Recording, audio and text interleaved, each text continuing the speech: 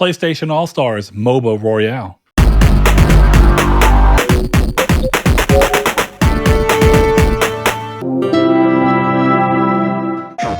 Hello and welcome to Triangle Square, the PlayStation Podcast. I'm your host, Brett Beck, and alongside me, as always, is one Mr. Chris Figs. Chris, today we are going to talk about a hefty little chunk of news. It's starting the year off. Some more video game company closures, unfortunately. What PlayStation might be doing with yet another Smash clone.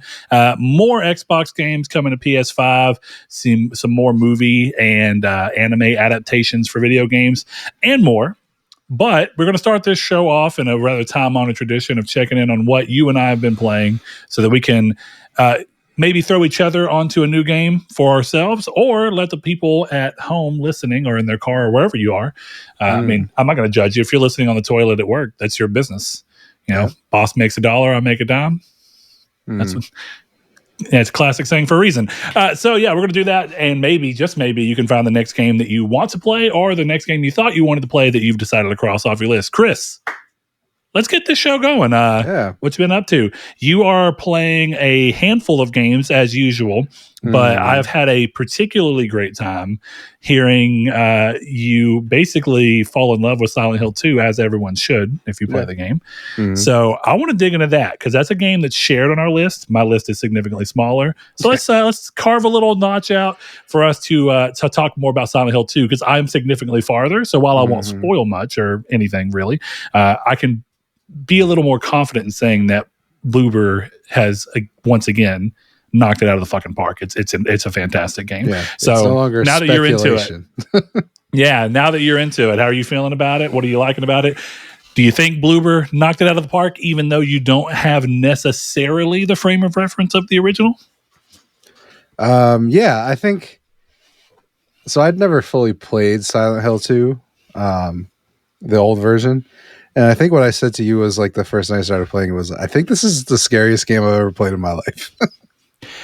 Yeah, it's so hard to actually like qualify that because you can easily look at other games that are trying much harder to actually scare you. The difference is that every other game I can think of that does a really good job of scaring you does so because they finally break the tension with something actually happening. Yeah. It sounds crazy to say and maybe even a little counterintuitive for a horror game, but I think Silent Hill 2's crowning achievement has always been that the game is just fucking, like, as you said, white knuckle tense for such long stretches of time. And most of the time, nothing is even happening. No. Well, that's one of the things I had messaged you was like, I wish this game had like 99% less combat than it does. Yeah. Which, like, I see your arguments because you're right. Like, if the game wouldn't be scary if I wasn't fighting, the cat dogs or whatever they are. And so I'm glad you've come up on the naming thing because as Hannah has been watching me play this entire game, we've been doing what we were doing with Remnant 2 and just giving everything names. Yeah. So there's no arms, which are the little ones that slink around. There's legs. Oh, okay. That's cat dog for me. Yep. Yeah, I like that. Yeah. Thank you. We'll have to talk about where you've made it, and I don't think that's necessarily spoiler territory, but have you encountered the nurses yet? I have, yeah. When we finished, I got to the end of that section where it looks nice. Is that enough of a not spoiling it? Let me rephrase nice. It looks nice for Silent Hill. I think I know where you're going. Yeah, let's talk a little bit more. I'm curious because you are specifically in Brimhaven or whatever the hell. I can't remember what it is. I think it's the Brimhaven. hospital. You are there for a while. Yeah, I'm sure. I'll just say this: while I got the only jump scare in the game so far and thrown through the floor. Okay, we're exactly where I thought you were. Yeah, which is good. Yeah. Okay, that's good. But it brings me to a point about the game that I really like is that there's only been one jump scare. Yeah. Like It's an funny actual 'cause- true jump scare. Because there's some that Yeah, I've true. gotten jump scared, but it's like I walked into the room and looked the other way, and then cat dog hit me in the face from behind, Yeah. and that scared the shit out of me. There's one time where like, never mind, I can't say that. So yeah, something I'll say else this. scared the shit out of me. I don't think this is a spoiler. I think if anybody knows anything about Silent Hill 2, it is synonymous with Pyramid Head. And if anyone's seen the Silent Hill movie took so much inspiration specifically from Silent Hill 2. Oh, yeah. There's a lot of touchstones where they're trying to reference or slightly adapt parts of it and pull inspiration from. So the scene that I love is exactly when you're talking about. We're outside of I can't remember, is it 213 or whatever? Oh my god!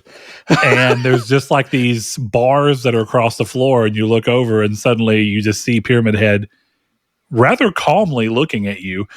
In terms of like, he's not tensed up or anything, but he looks pissed. Yeah, and he looks like he's gonna get you if you give him a chance. But he's not frothing, like he's not chomping at the bit. He's like in due time. Yeah, he's letting you know he's there. That part is brutal, and I think that part is so much better in the remake than it was in the original. Here's the thing: the remake changes. That's where I got the remake changes some stuff, and it changes kind of the order of certain events a little bit for good reason. I think it's better for the flow of the game, and I've really been enjoying that. But yeah, there's a couple of moves that they've made where I've been like, oh, that's way cooler. Oh yeah.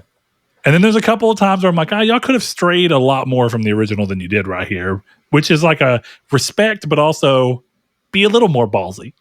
Don't do that.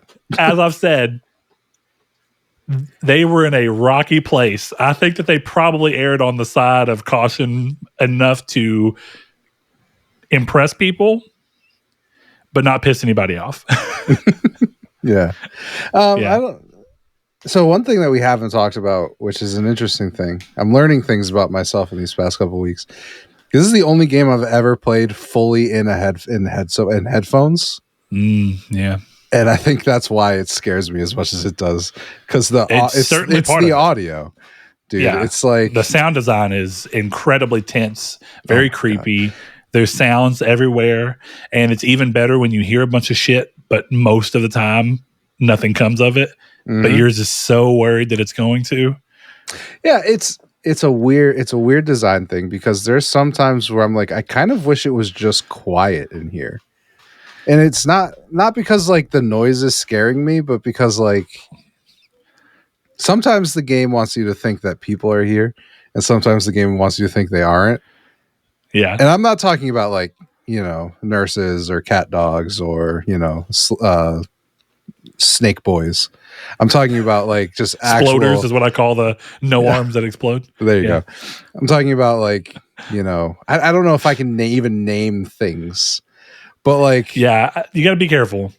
Someone like me and you, basically a regular ass human being. Like, I feel like the game wants you to get there. Like when you go into H room,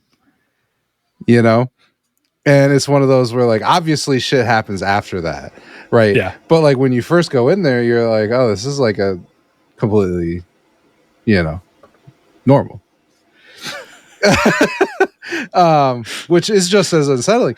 But like there other than the very few people that there might be in the game, I guess. Yeah. It implies to you that, all the moving around and the sounds, some of them it's like obviously what's going on. Like Pyramid Head's above you, he's dragging his big ass Buster Sword and moving forward. But some of them it's just like dudes walking around, like just footsteps. And like those are some of the things where like, yes, it adds tension, but like I almost wish it was just silent. Because I think a lot of the theme that I'm getting, like obviously I told you earlier like what I think the game is, and I think it's pretty obvious what's going on in the game. Especially with New Fidelity, because I'd imagine what leads me to my conclusion already, because I'm assuming I'm early, is like higher fidelity allowed them to put Easter eggs in places that they might not have been able to put an Easter egg in, like the one I mentioned to you, because you see that one, you're like, oh, okay, like the whole game's obvious now. But then like I'm sure like when you're playing with 480p with blocky James, you don't necessarily get that same thing. So yeah, I think it's just one of those things where I think it would make me more tense if like in the hospital it was just dead silent. Like that scene feels scarier to me than just like there's a random just the whole time, and it's like I haven't even turned on the generator yet. Like, what are we doing? Stuff like it's that. interesting because the game uses sound to constantly try and trick you. Yeah, like you're saying. So it really is sometimes motion. Like you'll start hearing something and you'll have this idea, like, okay, something's here, and then nothing ever comes, and then it'll quiet, and you'll be like, oh, and then you have a few minutes where you're just kind of walking around, and there's a lot less noise, and then whop, and you're like, oh fuck, son of a bitch, yeah.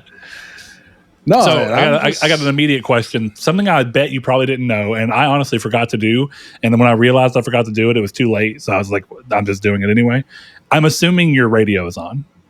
No, you turned it off. I check the trophy guide before I play every game, so yeah, I turned it off. Well, it doesn't. Dude, you have to play that game like 5 times to get the platinum anyway. Yeah, I'm gonna play it again through New Game Plus, so I'm gonna like not use my gun and turn the radio on. All that. Yeah, because the thing is you have to get every ending, and 2 of the endings are like complete contrast of each other, and you have to play the game quite differently. And then the other ones are all just kind of weird shit that I think you might be able to do from like specific save points onward to minimize full replays. But yeah, you have to also play the game guns ablaze and then play the game no guns. So I mean, there's a lot of consideration. I am doing as much as I can because I know how the collectible system is. I'm doing as much as I can. Basically, whenever I get to a point, because I have the foresight of having played the original, once I know that I'm approaching what is very likely to be a point of no return, I will reference a quick guide to make sure I didn't miss anything. Go back through. And if I need to go back through, I've had to do a whole lot of that like once or twice, which is nice. I'm naturally pretty explorative in these games anyway, which I think one of the best things about survival horror games is you do not want to miss out on the chance for resources. No. So you fucking explore. That's it. I will give this game credit as being the only game I've ever, I'm talking 30 years ever, this is not an exaggeration, given the slightest shit about the voice, the memos and the notes and all of that shit. We're not talking about like the BioShock audio diaries, which I'll be honest, I don't particularly give a shit about those, but I listen to them, so I do get that part of the story. But this is the first game I've ever played where I'm like, especially where I am now in the hospital, where I'm like, I want to know what the fuck's going on in this hospital. Yeah, and there's not a lot of audio logs. I'm glad that they did like the tape player in the director's office. That was cool. That was a nice touch. That. Yeah, I like that. I like even some of the ones you don't pick up. Like there's a typewriter, and you read the typewriter, but then the only part that doesn't come up, at least I didn't scroll, so maybe it does come up. But the only part that I didn't come up when I hit triangle, and I'm just looking at the paper, and it goes, "It got worse." I was like, "What the fuck happened?" Yeah. I don't know. I like the way that they're doing a lot of stuff where you're in the hospital looking at things, and you're like, part of me is like, "Are these talking about James?" And then I'm like, "No, I don't think so. Pretty sure they're not talking about James." But these could be talking about James because this dude is fucking nuts. The game is constantly misdirecting you. And one of my favorite things is that when you don't actually know what happens, you will swing so many directions on what you think is happening until you finally get the resolution. Yeah. And it's funny because somewhere along the line, I think most people do end up guessing what is going on, or at least guessing certain aspects of it. But the game does a really good job of constantly making you doubt what you've come to the conclusion of, and sometimes rightfully so, and sometimes not. So I don't want to talk about it forever, but this game has been so great in specifically being very fun to play. It feels, and don't get me wrong, I've liked a lot of games the past year. This is the most in a long time that I have felt like this feels like a TV show that I want to come home and watch every night. And I already know what fucking happens. And I'm like, ooh, can't wait to get here. And then I get secondhand version of that because you're giving me updates. And I'm like, oh, where's Chris? And I keep waiting for you to just be like, oh, holy shit, I just did this part. What the fuck? Yeah. You're coming up. You already told me one of the parts that I was hoping to hear from you on. And there's another one coming up where I'm very curious to see your thoughts, because I have never been so grateful that they reworked combat in this game as I have for very late sections of this game, that they were able to expand on and make significantly more tense, significantly scarier, actually stress the survival part of survival horror of this particular game. And I'm very excited for you to get there and kind of get it. Into it. It's interesting, but it's cool because a lot of the design work for this game is pretty original, but they've took a lot of liberties with puzzles, and I think a lot of the puzzles are really good. Yeah, I don't mind the puzzles. I don't know. I don't have much more to say without full spoiling it. But I will say I have a bunch of theories, but a lot of my theory, especially the one I sent you, which I think is like, it's such a basic theory that like I hope it's not true. Even though I'm like, I know it is. But like I hope it's not. But I know it is. Well, let me say this much. I think one consideration that really needs to be had towards this game, I think it's really still fantastic. It's so old. Good. Yeah.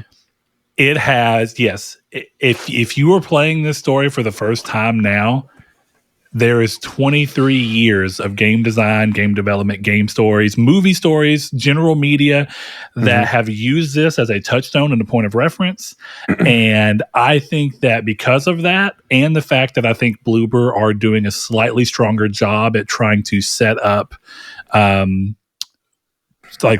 foreshadowing, they really want you to look back on this experience and go, oh, it was there it was obvious the whole time, but only whenever you finally see it through this particular window. And I think with all that combined, it does make this game have a little bit of a struggle, because people have seen other stories take these ideas and run with them in different ways, and it makes it a little easier to spot things that might be telltales for certain aspects of the story. Yeah. I still think you'll be surprised by the time you come to the end. Oh, I'm sure. Yeah, but I think that as you keep playing, I won't be surprised if more of your text, I'm like, no, yes, no. So I'm just very much with so the where I was going was that I struggle. I just struggle with who in their right mind is doing this. Oh, dude, half of the fun of this game is just being like, James, dude, why would you do that? There's two specific Dude, when you moments. shove your hand in the toilet. That's exactly what I was going to say. Don't worry, there's many more. And the game, it gets worse. And I think thematically, as the game wants it to, it gets worse, of course. And it's more just all sorts of things where you're just like, the moment that you see that little thing walking in the mist and you go, what the hell was that? And then you catch up to it and you find out it is a monster. And then you go, was this what I saw in the shadow, in the mist? And you don't turn around and leave. You're insane. But that's also, that's the fun of the game. And one of the things I really love about video games is that, realistically speaking, what I love about them is that a movie, you can sort of do this in a movie with way less control, though. In a movie, if you just kind of want to have the sense of, no, this is good. I'm happy with this being the end of my time here, you can just pause the movie and turn it off. But one of my favorite things about a game like Silent Hill is that you know damn well that you can control James. And even though the game won't literally let you leave, some do. I actually like when games do let you do that. But Far Cry 3? You can just fucking walk around you can just walk around and kind of be like, no, this is me and James. We're not going any further. This is the world that I'm cool with James in. But you have that nagging thing of like, but if you want to know what's going on, you got to dig deeper. You got to fucking go. You got it. You got to suffer on the car door. Yeah, it was that, and then the first time he stuck his arm in the fucking hole in the wall. But again, it goes to the game, and I'm sure this will happen later in the game, but like nothing happens to him in those moments. He's not like pulled in. He's not none of that. And I'm like, it's a lot of restraint, because there's a lot of easy jump scares in this game, and I'm glad they don't go. Every time I go through a hole, I'm like, there's gonna be Pyramid Head's gonna grab him and pull him, and then it happens. It doesn't happen. And I'm like, this is great. And what's so good about it is that when it finally does it, you're completely off limits. Oh yeah. You're like, oh shit, dude. Yeah. I had to have my headphone like one off my ear the other night because everything I was playing in pitch dark. It was like 12 at night. It does not help that you are very susceptible to the idea of supernatural things. Dude, I was Here's the thing. I don't believe in any of that. And this game is still, dude, at lunch today, I was like, should I be playing this at lunch? This is stressing me the fuck out. And I gotta go back to work. Yeah. I was charging my headphones before the show and playing Silent Hill in the dark, and the cord shifted and touched my leg, and I legitimately went upstairs for a second. Scared the fuck out of me. All right, Chris. I'm glad you're playing Silent Hill 2. Look forward to hearing a lot more about it with you because I think it's a fantastic game. I urge anyone who has been curious about the game and may have heard us or many people being apprehensive about the idea of Bloober Team being the team to do it. If this is the new quality at which Bloober works at, and I hope it is, I hope that this was like every one of their other games was like, we're building to be able to pull this off. And then they did it here. This is a blessing and a curse for them. I have very high expectations for their next game. Mm-hmm. And if they regress from this at all towards what some of the weakest part, and I liked the medium. I'm not trying to, the medium has good parts. But if they much regress less from restraint this, in that game, much less restraint, and I am curious to see what this team does when there's not a frame of reference for them to look at. So we'll see, but we don't have to wait long to get their new game. It's supposed to be this year, if that doesn't end up shifting around. So, if I'm not mistaken, it was 25, correct? I believe so. Kronos or whatever. Yeah, Kronos. Yeah. So I'm very excited to see what they do, and I think that they knew from Silent Hill 2 and all the work they've had to do combat wise. I think that they knew going into this game that they already wanted to do something that screams like combat's going to be in it. Kronos looks like there's combat, and that's good. But I honestly hope that they kind of mix, because this game is great because of not too much combat. Though the combat does ramp up as it should. Yeah. Cool. Yeah. You'll get there. So, all right. Well, talk to me about Stellar Blade, because you hopped on this after we got through recording last time. I guess because you heard me singing its praises enough that you decided you needed to get in on it. Has Silent Hill 2 kicked you off of Stellar Blade, or did you beat it? No, it was Silent Hill 2. Initially I really loved Stellar Blade. And I still really like Stellar Blade. I just think it's gone from love to like. I have some, like, I don't know. It's a really good game. Like, there's no, like, futzing around that. It's fantastic. I'm glad that I started off 2025 with 2 games I would have put on my list in 2024. But like, yeah, there's just some like little things about it where I'm kind of iffy on, and it's giving me a lot more chances of being like, fuck this, I don't want to play anymore, and I'm susceptible to that, which is why I fought off a lot of stuff. It doesn't hurt, or it doesn't help that you have Silent Hill 2 that you decided to start and also enraptured you. And it's like now you're vying for attention for 2 games, which, Chris, you're breaking your resolution right now. I love you, but I'm trying to help you. Your resolution was that you were going to work better on trying to stick with one game. And as much as I am so glad you're playing Silent Hill 2, as 20 minutes conversation just gave way to, I do think that part of what's happening here is that you're allowing a little moment in Stellar Blade to allow your ADHD to kick in, to go and play something else and try something else, which runs the risk of completely ripping it from you. Now, there's nothing inherently wrong with that, but I think you know yourself and that you can get lost in that trap pretty easily, that in hindsight, you probably should have just been like, let me keep playing, see if it gets worse. If it does get worse, I can actually bounce. If it doesn't, I may look back on this and go, oh, that was just like a fleeting moment of my ADHD wanting me to venture out and do something else. You never know. Well, and the thing is, like, I'm past that section now. But now we're dealing with that issue that you had just mentioned, where I'm like, I just would rather be playing Silent Hill 2 or Marvel Rivals. Like, it's one of those two or Balatro. And that's the thing, right? Because now Marvel Rivals is the game I always assumed moving forward at the beginning of this year was going to be like your companion game. You have the more focused game that you're playing that's like a single player-ish game.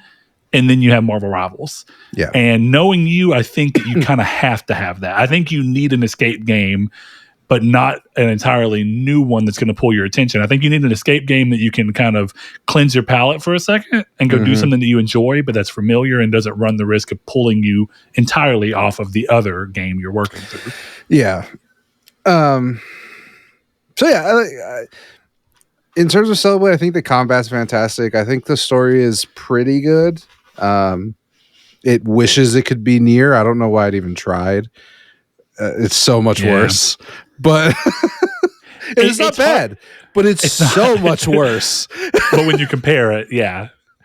And I do think ultimately it's going for something slightly different, but it wears its inspiration on its sleeve. And I am literally wearing the inspiration, and it doesn't help. Yeah, it's true. It's true. I don't know. I'm not. What's funny is it's almost a mix of Automata and original Nier. Yeah. Yeah.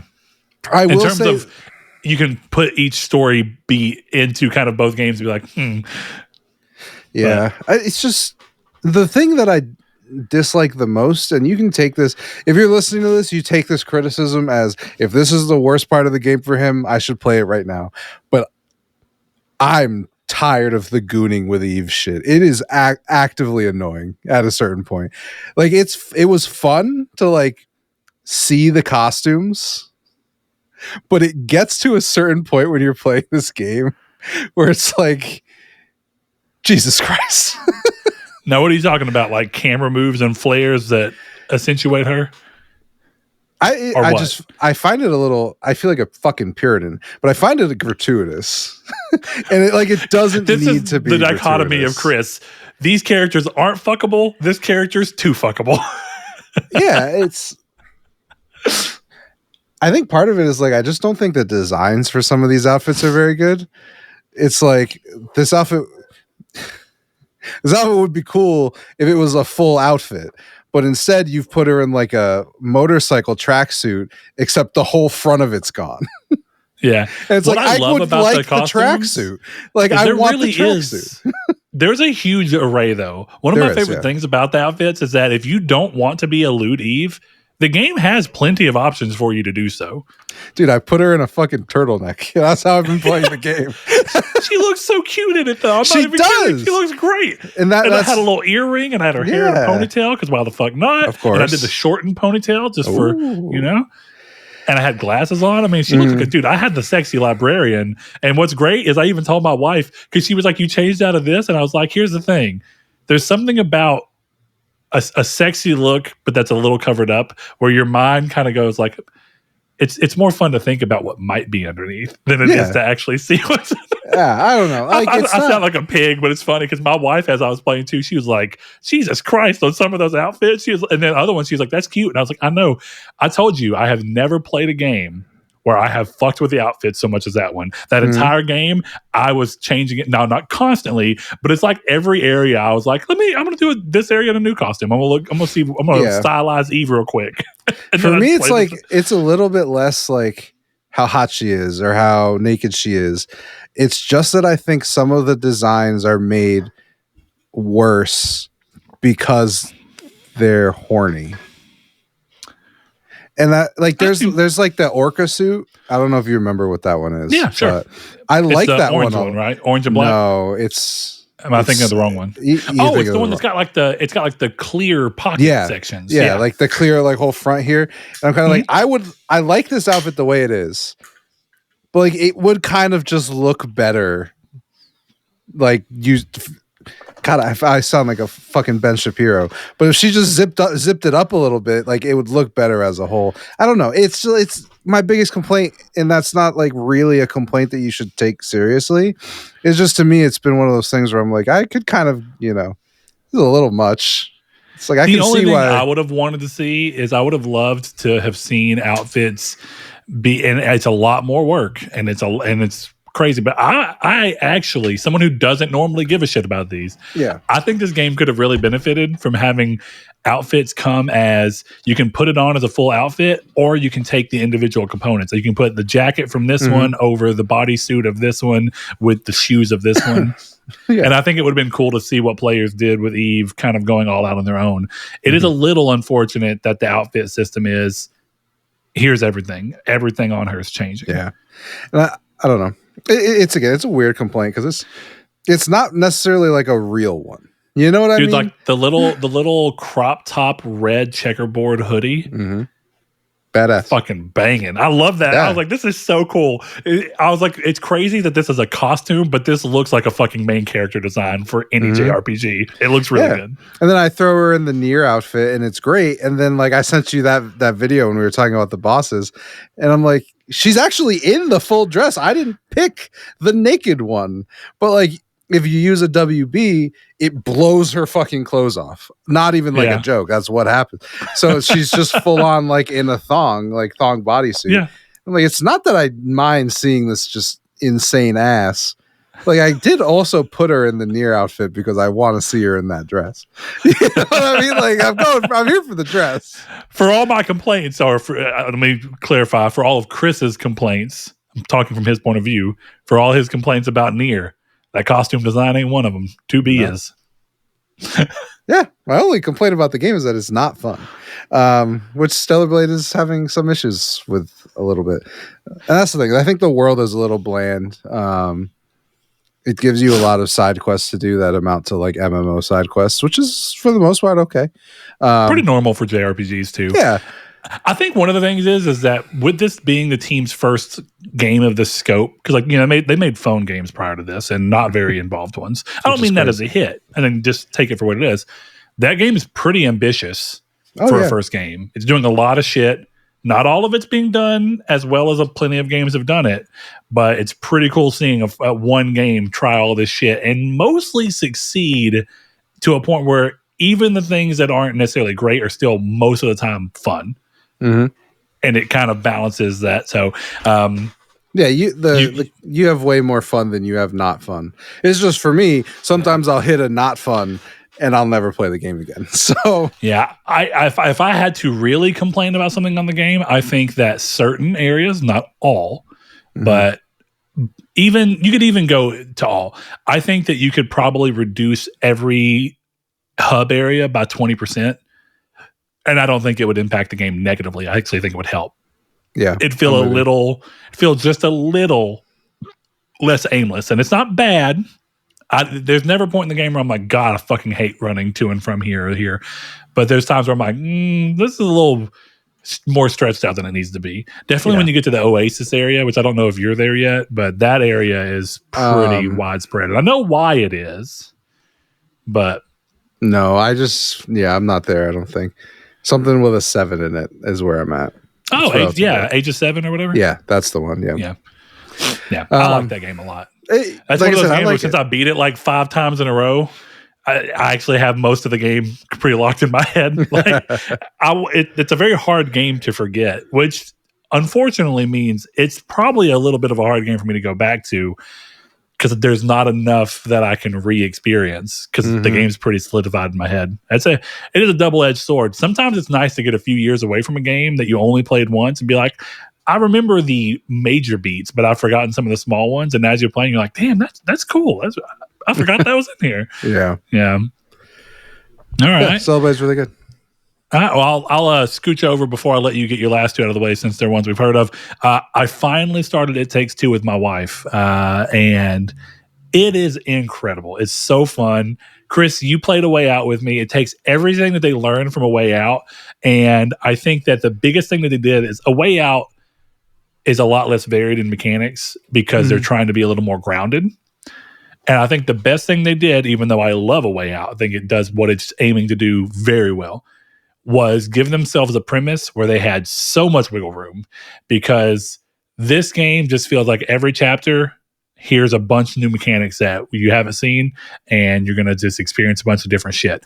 And it's so cool because you can see a lot of what they tried showing in Split Fiction at play here, where it's like every new area is just a way for them to come up with a completely new mechanic that you could arguably build a little 4 to 8 hour, like 4 to 6 hour, if you even wanted to, indie game around. But instead, you have this 13 to 14 hour game that does that like 6 or 7 times throughout the entirety of the game, and that's impressive. Yeah, they're stretching their creative muscles a lot. So it's definitely a game that's worth. I'll be curious to see how I feel about going back to it myself. But if you find someone that you can play it with, if not me, then I think you should. It is platforming. Now there's a lot of other things, but it's a platformer amongst everything else. Yeah. It's a platformer, it's a shooter, it's a fucking flight game, it's a fucking boat game, it's everything. It's a melting pot. Yeah, it's a melting pot in the best way. Yeah. So it's so interesting coming to this game so many years after, but I never doubted that it was as good as everyone said it was. But man, playing it, I completely understand why it got Game of the Year when it did. It was incredible. Okay. That's a big endorsement. I don't know if I'll ever play it now that you've played it, but we'll see. I'm looking forward to trying it. You have more? And it takes two. That's it, man. I don't want to spoil too much. Just have fun with it. It's got a nice, goofy tonality to it, which is a good counter game to Silent Hill. When Silent Hill 2 is weighing a bit too much on me, and my wife's like, "Hey, you want to play our game?" I'm like, "Yes, please." Let's absolutely do that instead. I could use a break. Yeah, yeah. So my last 2 games are ones I've talked about. It's Marvel Rivals. Is the one I have more to say about. I think I really like Marvel Rivals. It's fucking good. I'm playing Venom, Punisher, and Cloak and Dagger. So anyone listening who plays team games, that's called having a pick in every role, so that I can be a useful member of my team. So what are the roles? What would you envision the roles as? Is it kind of more traditional? Like, it's not even DPS? Like, what do I envision? It's in the game. There's vanguards, strategists, and duelists, which is tank, DPS, and healer and support. Yep. So the biggest issue that I find is that just like sometimes you'll get a good team of people who want to play and want to win, and then sometimes you just don't. Sometimes you got a guy who wants to play Spider-Man, and he's going to play Spider-Man, and he's going to go 2-15, and we're going to lose the game, but he did it as Spider-Man, and good for him. It's good for him. Listen, man, you want to ruin everyone else's 20 minutes. That's dope, but I'm glad you had fun. But yeah, it's that, I'm playing with my normal group, which is a blessing and a curse. I love them. We're really good. We went on a run. The other day. You don't play as much competitive games, so you may not understand. But like if you do, you know that you can't end on a win, right? So you can't end on a win streak. So at 1 a.m, we won a game, and we kept going, and then we kept winning until 4 a.m, which was really dope. But it was also one of those things where I'm like, holy fucking shit. Why are we not losing? Because I want to go to bed. I have work in 7 hours, and I can't stop because your guys aren't stopping, so I can't stop. Well, it's that consistent dopamine rush of I won. I want to feel that again. Let me try for it again. Well, now, the moment that you don't get it, the moment that you get that loss, it's like, well, I'm fucking done for the night. Now I felt the weight of the defeat. It's not even that, dude. It's just that you can't end a run on a heater. It's not how this works. You go until your luck or skill runs dry. Yeah. It's just, I was, dude, at fucking 4 a.m, I wasn't getting dopamine hits. I wanted to die, but we were still winning, and I was ranking up, so it was going. But it was a lot of fun. I just, it's a game that has a lot of mechanics that I really like, and something I do like about its design philosophy is that every character is kind of broken in their own way. So it's not matched, it's not balanced to the point of like everyone is on the same playing field. Which I like, I like that, Iron Man Hulk is a super powerful combo. But playing with people who don't like that is just a nightmare. That's all I'm going to say about it. Because it's just, you get killed by something, and then it's the thing's fault, not your fault. And it's like, okay, sure. That's okay. All right. Yeah. Well, yeah, fine. Well, it's funny because what you're saying there, I think, is just a true thing of like, you can just learn a lot about somebody from what kind of gamer they are. And there's some wiggle room. The earlier in gaming you are, and the less you understand about gaming and confidence and controls, I think you genuinely do believe that you did the right thing, even if I can eventually make sense to you as to how you screwed up. I think in the moment you're like, I did the thing and it didn't do. What the fuck? And I've been going through that with my wife with It Takes Two, because she's not as familiar with the buttons on the controller. And she's not as good. So, and I've been very patient with her. And she's been like, she's told me, she's like, you've been so patient. And that's good because I'm having a good time with her.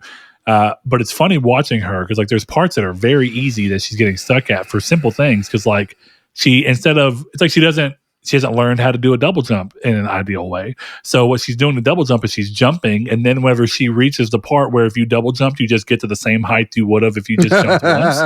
And then she tries to like dash, which like vaults you forward, and she's like, how am I supposed to get on this thing? And I'm like, well, double jump should be like jump, jump, dash, not jump, jump, dash. Right. And I was like, it's a jump, jump. You got to get that height. I was like, if you can do it too quick, you don't get as much as you would have. But it's funny because she's also been hitting the wrong button sometimes. And the other day she looked at me, and I know what happened. I just let it go because I didn't want to ruin her fun. Yeah. And she was already a little stressed from it. And she hit circle in that game, which is like a ground slam. So she's middle of the air. She's jumped, and then she hit circle, and she just goes to the bottom and just into an abyss. And she's like, what the fuck? I was like, you hit the wrong button. She's like, I didn't. I hit square. And I was like, if you hit square, you would have lunged forward with a dash. And I was like, what happened? Did your character sit in a squatting position and just fucking ramp themselves to what they hoped was the ground? And I could see it happen. And she's like, yeah. And I was like, because you hit circle. But I let it go. And she was like, no, I hit square. I know what I hit. And I was like, okay, yeah, okay, sure. We got past it, so it's okay. Yeah, it's good. It's all, we're done. But it's that same thing where there is that moment where sometimes he's like, it's this thing's fault. And I'm like, no, it's just... It's just you and your limitations. You're a new game player. What's worse is when people have been playing games for years and they keep that habit. Yeah. No one has ever been like, and no wrong.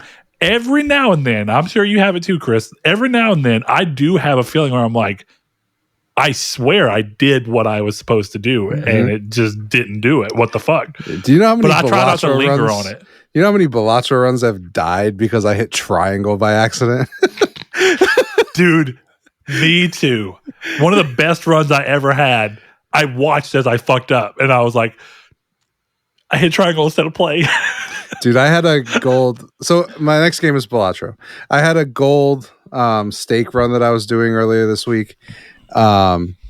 Where I needed just more times smolt, right? So it had the ×3 for enchanted cards, and I picked that, and I was at 15, and this is boss blind anti-8, and I get a card pack, and I'm like, thank God.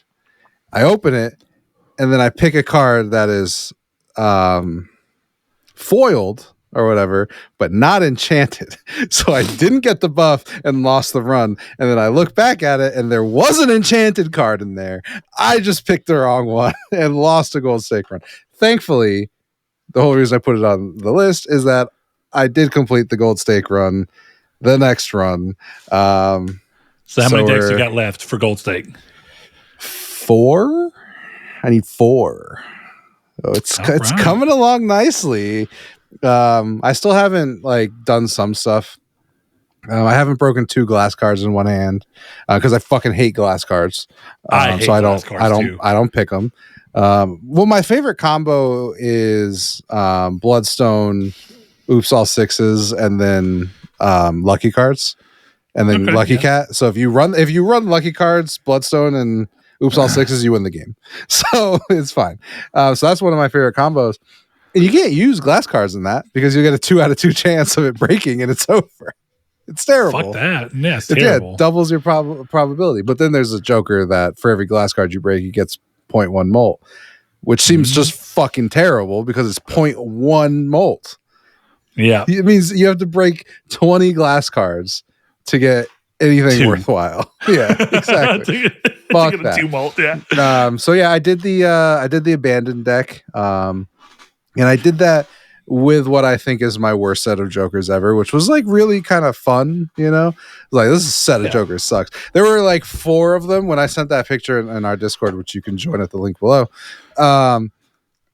Like 4 of those Jokers that I had, I was like, I don't know if I'll ever use these. And I don't know how to win a gold stake run with them. And I got both of them, and I'm like, oh, fucking perfect. This is sick. Like Perkio, it's a great card. I don't use it.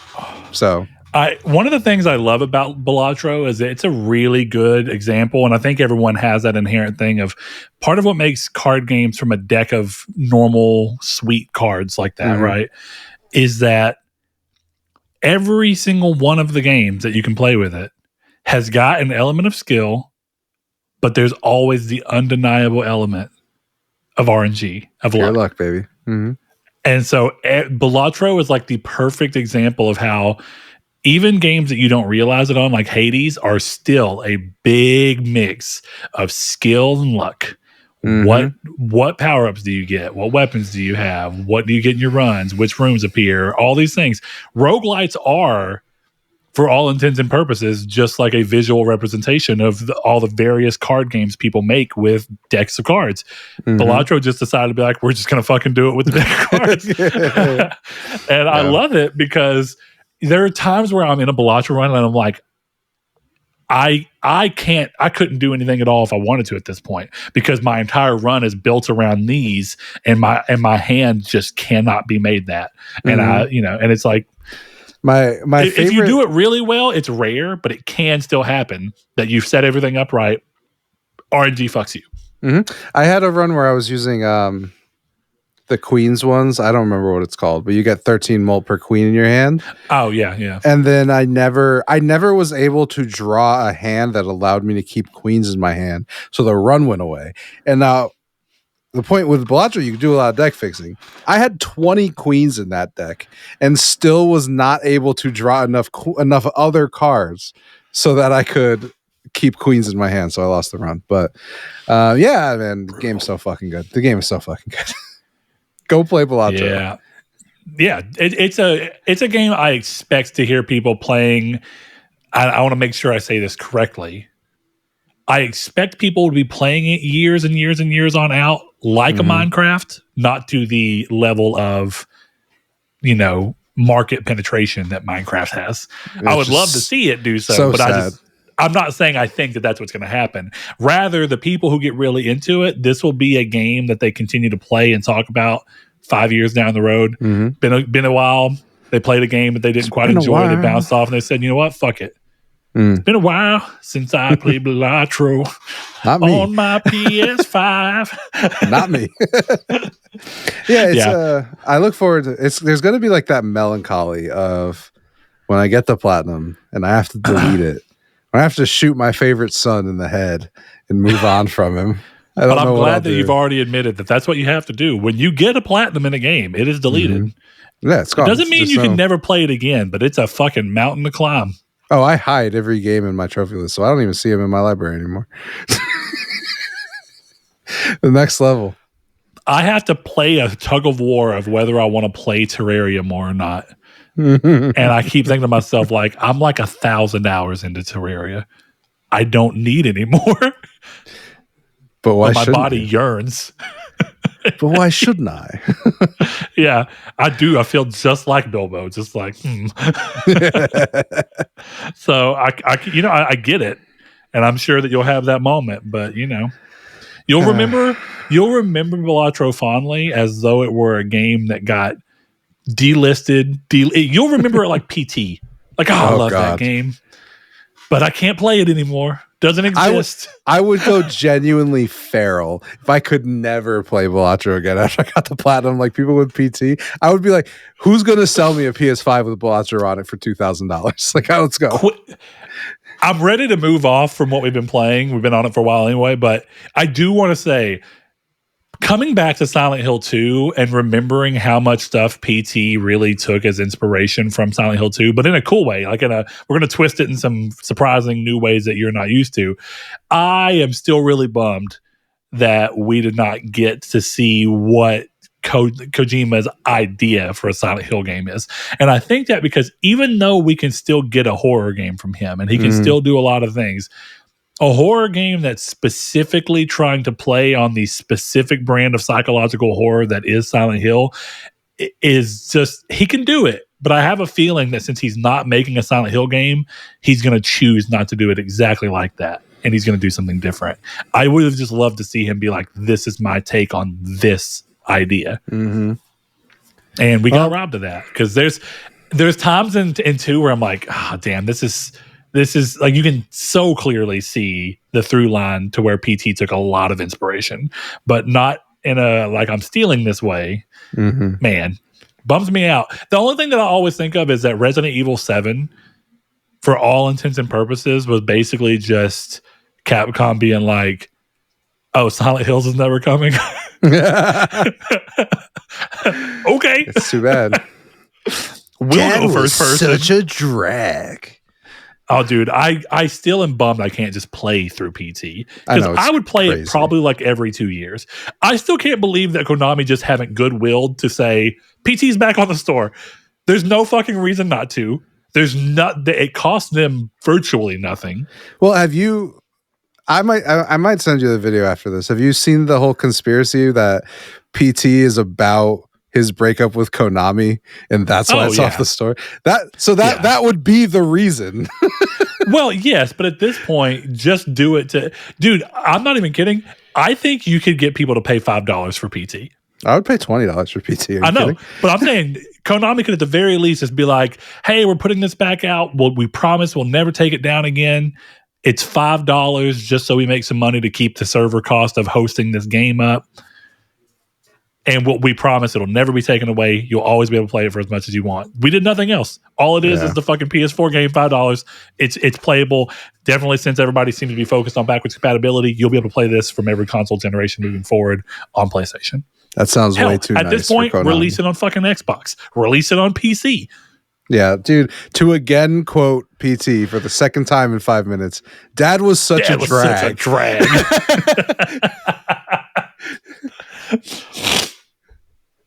Whew. Poor Dad. You know? Jareth. None of that shit worked. You guys are all dumb. Just pick up the phone a bunch of times. But it was fun. It was fun sitting in a room with a bunch of people and going, Lisa. Lisa? The funniest part. So I played that, like, I had called my dad over when I was playing it, and he went from like sitting with me to standing at the wall against the door as I was playing it. As he was like, fuck this. This is cool. I'm gonna go watch Cops again. I'm not ready for this. Yeah. Oh man. All right. So I was a little late with it, so I'm just going to get the 3 answers we put out there. But our community's take, which is a segment that has been a little bit hit since we've moved to this every 2 weeks, set up. It feels long. It's easy to forget. It's harder to feel like there's something that makes sense to do. But this one felt a little more easy. And it came from Chris, which I think was a good call. Last episode, we talked about our favorite games that we played in 2024. What games do you feel like we missed? What games do you think deserved more recognition? Let us know for a chance to be read on the next episode. Now, I put this out only a few hours before we recorded, so we only got a couple responses. But one of our patrons, Rude Days 93, came in. He says, Atlas carried last year for me with Persona 3 Reload and Metaphor ReFantasio leading the way. Shoutouts to College Football 25 and Hellblade 2. Both games I had an enjoyable time with, and rounding out my top 5, I'll give this indie game, Slay the Princess, the Pristine Cut. Came out in 2023, and I think a more complete edition in 24, but either way, a visual novel game I fell in love with a nice twist on saving the princess. And I love that he ended up with a game that was exactly what we had it be, games that we played in 2024. Even if not all of them released in 24. So yeah, I actually forgot Persona 3 Reload was a very beginning of the year game. Yeah, for some reason, my brain told me that it was like end of last year, but it clearly was not the case. So yeah, I don't know that I would have put it on my list had I remembered, but good game. Well, if I remember correctly, Metaphor didn't make your list either, right? No. But you didn't finish Metaphor for whatever reason. So yeah, very long. Do you think you will? No. To go from being a game that you were so excited about to a game that's kind of came and went for you is a little surprising. Yeah, I liked because I played like 50 hours of it. I'm like pretty far. You played quite a bit. And I just don't ever want to see it again. So I'm good. It's okay. That's how I feel about Persona 5. So, I mean, it's hard for me to say anything on you. I'm not going to lie. I wish I hated Silent Hill 2. Just because? Just to hurt you. What's funny is part of me expected you to do it, to just start it just to say that it's on your trophy list and be like, this game fucking sucks. That'll be Shadow of the Colossus. This is fucking, I don't know, man. He's on a big horse or something. There's still time, because if you remember, I started off pretty positive with Persona, and that carried through till probably about hour 80. And then it started to be very downhill from there on. So maybe the very end of Silent Hill 2, you'll just be like, this game fucking sucks, and here's why. Which is not what I said about Persona 5, but I do mean that I don't want to play it again. There are games I love that I don't want to play again. Persona 5 is not a game that I love that I don't want to play again. It's not a game that I hate that I don't want to play again. It's just a game I don't want to play again. I'm going to play through Silent Hill 2 on the HD collection just so I can be like, dude, this game doesn't fucking work. It's so bad. Yeah. Why is it in Comic Sans? I don't understand the fucked up re-recorded voice lines that they did. Yeah, exactly. Yeah. And less fog. We didn't talk about that. The fog looks so good. It's crazy how... It looks incredible. Also, crazy while we're here, I thought that the PS5 Pro thing wasn't going to do much, so I just left the game in 30 frames per second because it wasn't really bothering me. But at 30 frames per second, Silent Hill 2's cutscenes drop frames like a motherfucker. And to the point where my one real complaint was, even if they did a good job on doing everything in the game, performance-wise and like state of the quality of that is not good. But as soon as I randomly in the middle of a cutscene where it was dropping down to like 12 frames per second during what's supposed to be like a pivotal cutscene, I paused it and said, fuck this. And I went to prioritize frame rate, and the game looks incredible and it runs flawlessly. The cutscenes no longer drop frames. Wait, I don't fucking know what happened. What game are you talking about? Did I miss the game? Silent Hill 2. Oh, I don't have that issue at all. I'm assuming, did you play on 60 frames? I'm playing on performance. Hold on. Graphics? Fidelity, yeah. Because Fidelity? On the Pro, it's always at 60. I have a counter, so I don't know what's going on with yours, but like I've never... No, that game is 30 frames per second on quality. I promise you it's not, because that's what I'm playing it on the Pro, and I have a frame counter on my monitor. I have physical evidence of it. I have a frame counter on my monitor. I'm going to pull it over here and do the same thing. Because not only did the gameplay feel immediately different, very smooth once I changed to prioritize frame rate. I would it also saved the game only dropped frames during cutscenes. And at beginning it was like it'd go from 30 to like 25, and I'm like, it's kind of annoying, but it's fine. But then whenever fucking Laura's running and I see like 2 frames of her running because it's 12 frames per second, I'm like, what the fuck just happened? Yeah, it pissed me off a lot more if I didn't know the story already, where I'd just be like, I could have just missed something visually that matters, but I didn't. So, we got another answer over here. Thanks, Rude Days 93. We have another patron, Jehudi MD, that says, nothing from my side. I think you covered all of your relevant games nicely. So, Chris, that's just a little pat on the shoulder for you. I think our little wrap-up episode went well. I was pretty happy with the way that we approached the structure, and I think we did a good job. It was fun to listen to. Yeah.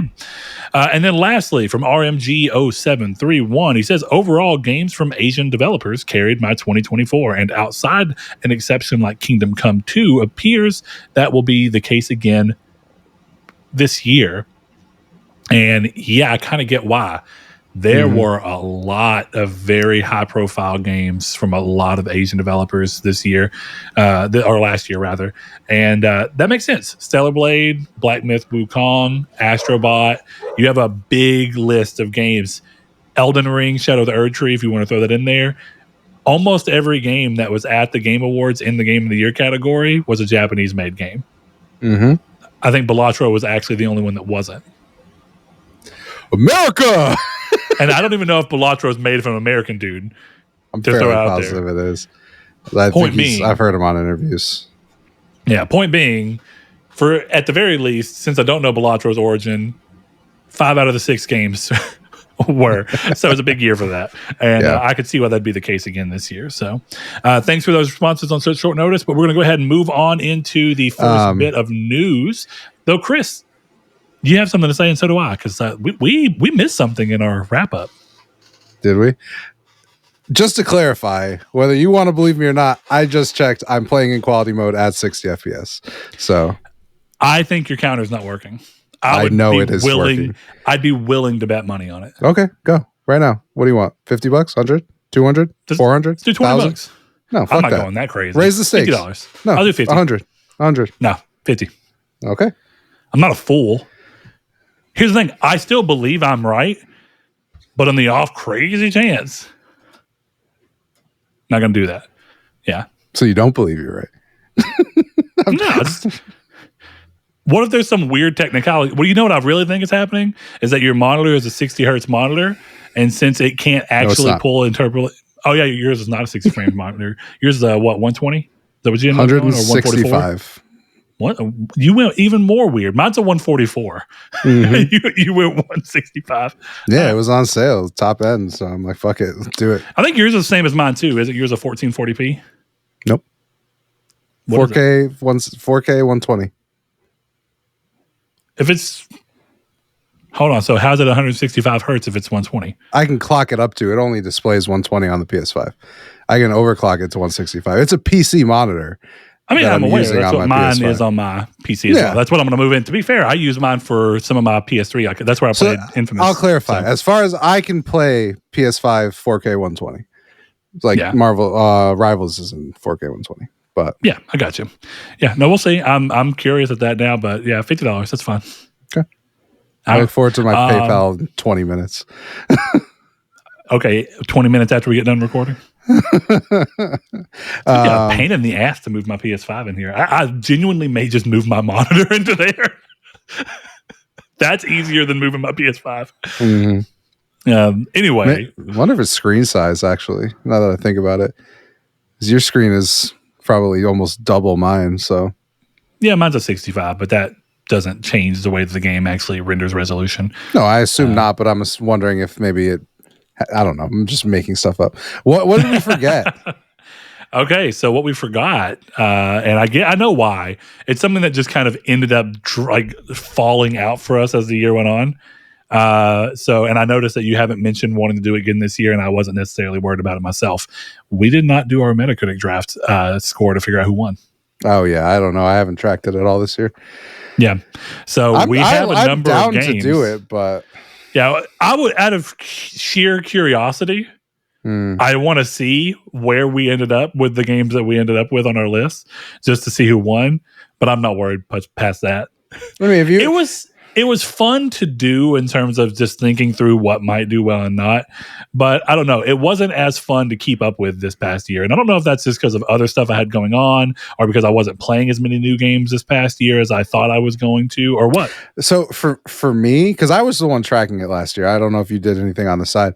I stopped tracking it this year because half the games I picked bombed, and I was like, I do not care. So I just stopped giving a shit. Yeah. I'm curious because I think a lot of my games actually did pretty well. Like Black Myth Wukong did pretty well. Greedfall did pretty well. Sons of the Forest is still not out on PlayStation, but I think it's at least full release, so I think it does have a score now, which is what I was banking on. Microsoft Flight Simulator did pretty well. Yeah, some of them are on here. Not as many of them as I wish. But yeah, I'm pretty sure I won. Yeah, I think it did. Just to throw it out there, but I'll probably work because you stole Stellar Blade from me. I was wanting it to be a last minute game for me, but it's okay because I stole Black Myth Wukong, and both of those games basically landed in the exact same Metacritic range. We can do it again maybe next episode because I think it's a fun exercise of just talking about games for the next year that may not get much shine, and then I'll figure out the scores. It's okay. Yeah.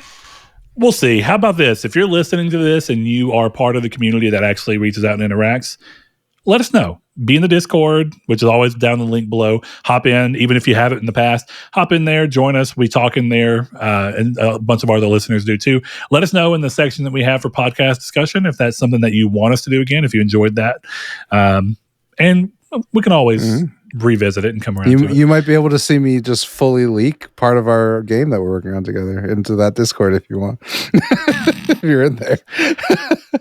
I was so confused when that happened, but I was like, wait, same. Blake's not in this channel. Oh shit. Did Blake like it? No, it was just in the movies channel, which is the weirdest place it could have been. Yeah.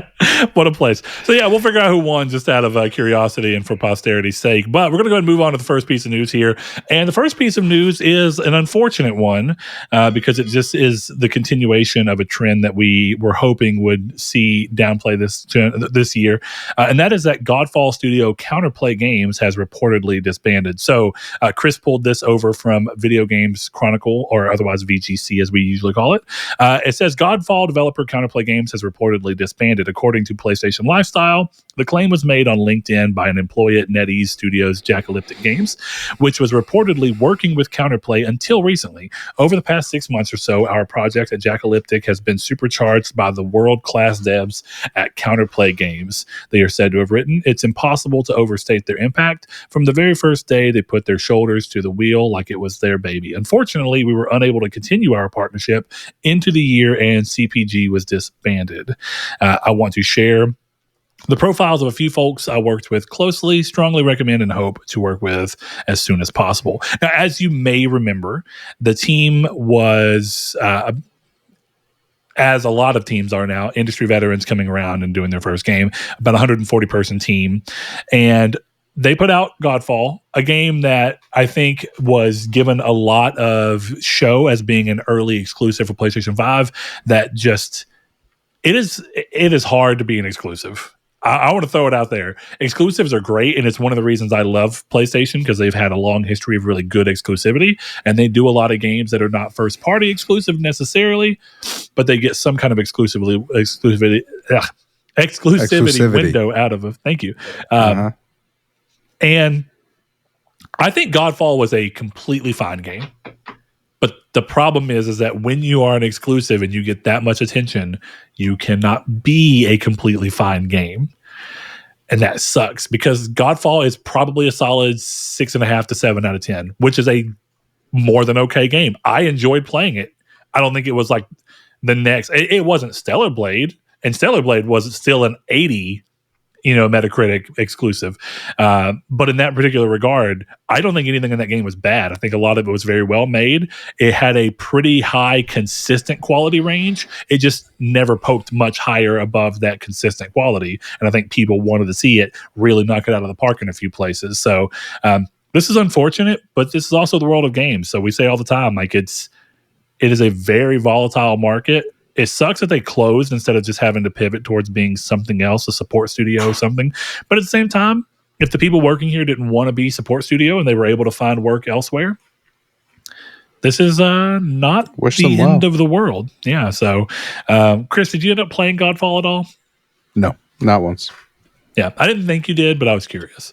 I think that game suffered a little bit from every game in that particular area trying to be somewhat games as a service, but not wanting to fully dedicate themselves to it. Kind of like Anthem had, and kind of like we saw with, what was that other game I can't think of right now? But there was a number of games that kind of came and were like, we're going to be that. And then it just didn't work out, and they were like, So, yeah, it sucks, but I think there was a lot of cool ideas. And it, much like we talked about with Concord, I think part of the problem, too, is it wasn't necessarily the most original art style. It was a good art style, but not original. I always said that one of the things I liked about it is it kind of reminded me of Warframe and Mortal Shell in the sense that the way the game would work is that you just basically there was a row of different armors around and you just go and throw your soul into it and you'd play with a completely new class. And that was kind of cool. But, kind of cool doesn't necessarily always butter the bread and pay the bills.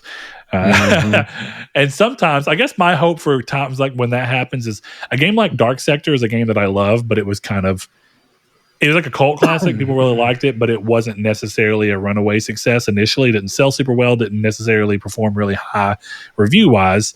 But then it went on for the developer to spin the idea off into Warframe. And Warframe's like a big thing that has made that company a lot of money now. And I guess with something like that, I would have hoped that Counterplay would have been able to kind of come back and take all the good aspects that Godfall did have to offer and really blow us away with their next game. And it didn't happen. So is what it is. It's too bad. Yep. It's the nature of the beast. Speaking of studios that were hit with a bunch of layoffs, but have at least been able to continue on to do something another day, we talked a little while back about how Bungie had a new studio break off and become a PlayStation studio instead of necessarily being Bungie, but still being made up of Bungie employees. And this is again over on VGC, and it says Bungie's MOBA will take inspiration from Smash Bros. It's claimed.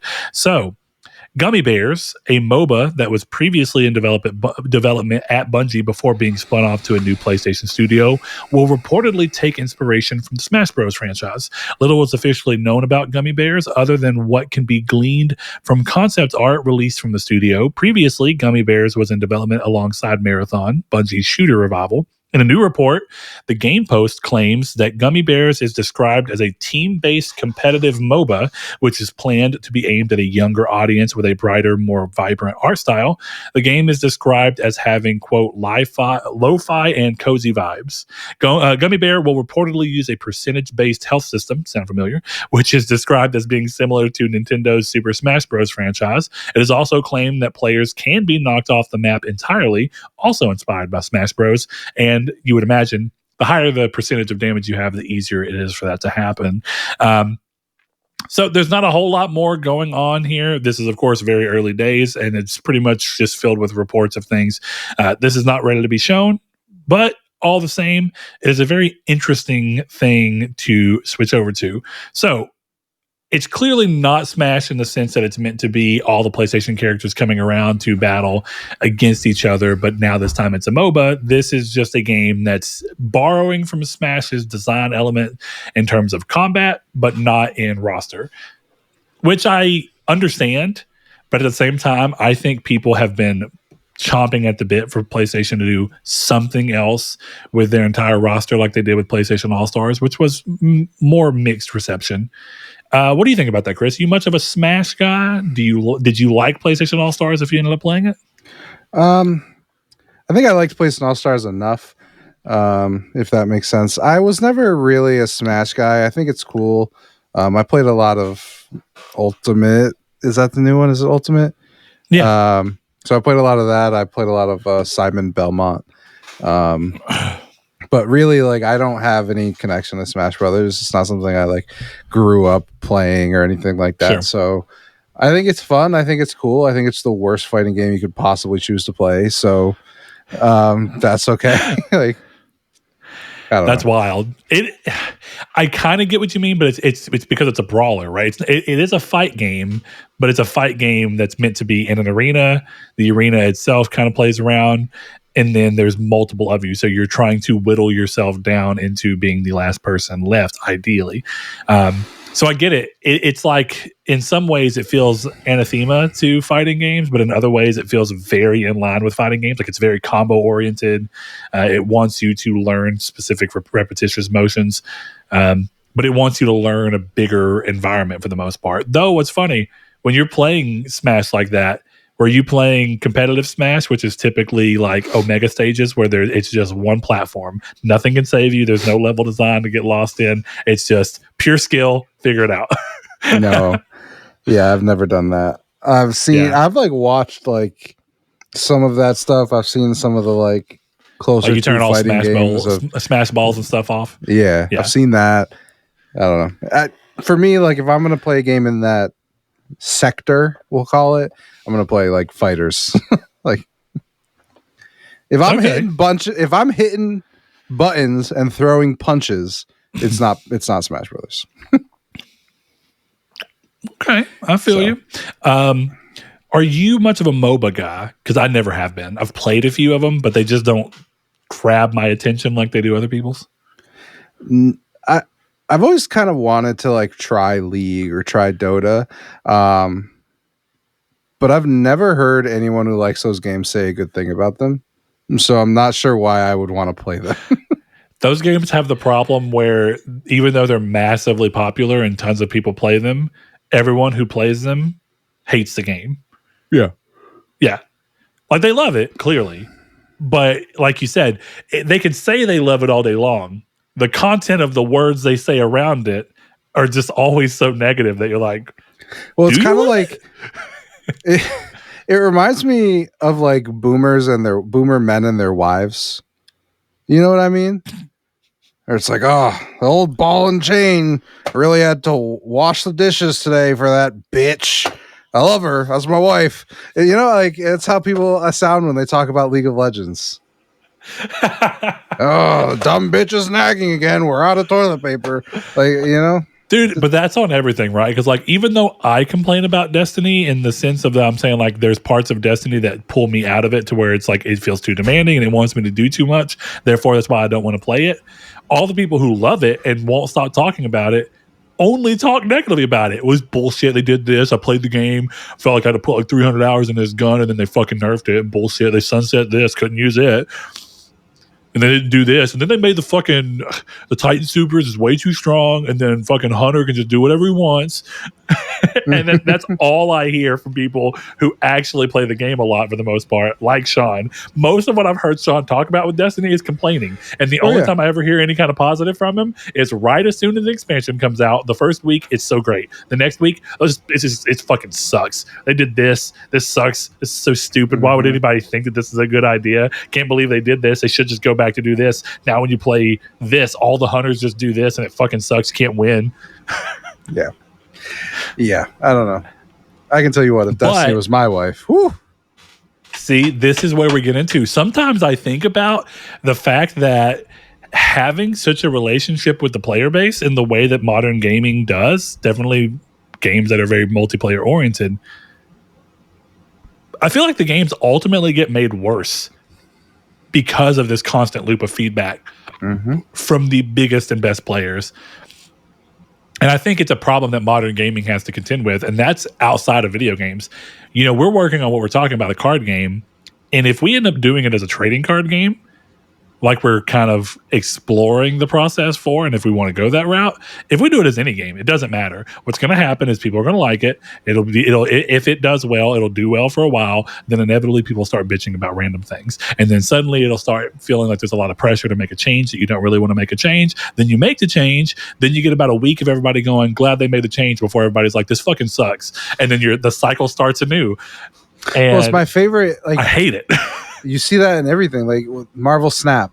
It'll be like, so it went from like there was a card, Professor X, who you played on turn 5 and he just shut down a location, right? And they made combo cards that made it so you could play him on turn 4.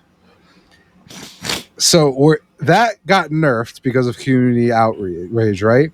More cards have come out into the game. It's been like 4 or 5 months since that happened. And now we're talking about reverting Professor X back to what he was before because we need it. Yeah. Which, that's the thing, right? And I get that it's hard. Like when you're doing something like that, you might release a piece of the puzzle too early. And it's like, oh, this actually is, the game can't currently support how good this is. And if you put all these other cards out alongside it, now it's balanced back in. But that's the rough part, because in a game that with a community that constantly wants drip fed updates and they want something new once a month, what do? Because you can't, if you release all the cards that make that card make sense all at once, guess what? Now you have to come up with a completely different set of cards that work around this idea. And I guess that's the thing that sucks, is like anytime that you're doing something like that, people want like every 2 months minimum. Even in card games, we want a new set with new ideas and maybe some reprints and some retrains of old ideas. But for the most part, new ideas, new cards. And we want a bunch of them. And you're like, okay, how often can I really do that before you start bitching? 1 card a day.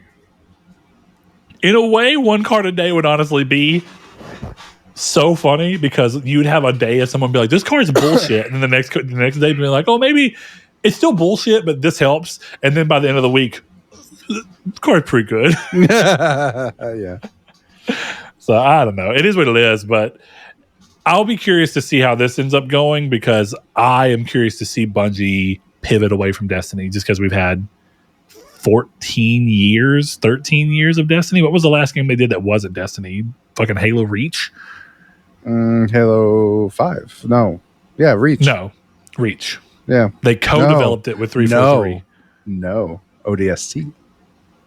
No, they still co-developed Reach. ODST came before Reach. It did come before? I thought it came after. That's yeah, why. No, it came before. Yeah, it was ODST that Reach. ODST is sick, by the way. Great game. Oh yeah. I cannot wait to play it in at least in under 12 months. Oh shit. They did add ODST to fucking the Master Chief Collection. Yes, it originally wasn't there. I forgot about that. And they added Reach. I think they did both of those. I'll wait. Wild. All right, we'll talk about it in a bit. All right, that moves us on. I am curious to see how people think of this, but I'm also curious to see what is Sony doing to gauge, like, if this does really well, will Sony revisit the idea of a mascot game? I don't know. But that's okay. We're going to go into the next thing where Chris can finally get all he wants to into what he was about to say. And that is more Xbox franchises, including Gears of War, will come to PS5 this year. Microsoft is reportedly planning further multi-platform releases in 25. On Friday, it was claimed by a noted insider that Microsoft's Flight Simulator 2024 and Halo Master Chief Collection are both being planned for release on Sony's console, as part of Microsoft's new strategy of releasing more games on rival platforms. Now, a new report from Windows Central corroborates these ideas with its own sources and reports that further franchises are also being planned for PS5 by Xbox in 25. According to the publication, Ninja Theory's Hellblade 2, strategy title Age of Mythology, and potentially Gears of War 1 Ultimate Edition are all slated for release on PlayStation 5 this year. Microsoft's gaming CEO recently reiterated that Xbox won't rule out any first-party Xbox game potentially coming to rival platforms, such as PlayStation and Nintendo in the future, following a first wave of ports that included Sea of Thieves, Hi-Fi Rush, Grounded, and more. Speaking to Bloomberg in November, Phil Spencer reportedly said he was pleased with the results of the first wave of multi-platform releases and that Microsoft would bring more titles to other platforms. Again, to finish that quote off, I do not see sort of red lines in our portfolio that say thou must not. Therefore, it does seem like we're very likely to get all these. So I think this becomes a real question, Chris. I am curious to see what you're about to get into when you were going there. But I think the real question here comes down to, I could very easily see this being less of a game of if and more of a game of when, in the sense that you don't want to flood an already crowded video game market with a bunch of ports of older games too quickly. Definitely when they're all your own and you run the risk of cannibalizing your own games. Mm-hmm. One of the great things about the first wave is that all the games were very different from each other. They weren't stepping on each other's toes too much. I think some of these coming out do run the risk of stepping on each other's toes a little bit and being too much in one market. Not too crazy. Gears of War is third-person shooter, so you might be all right there. Halo is first-person shooter. But at the end of the day, when people are still trying to vie for new games, there's something to be said about not...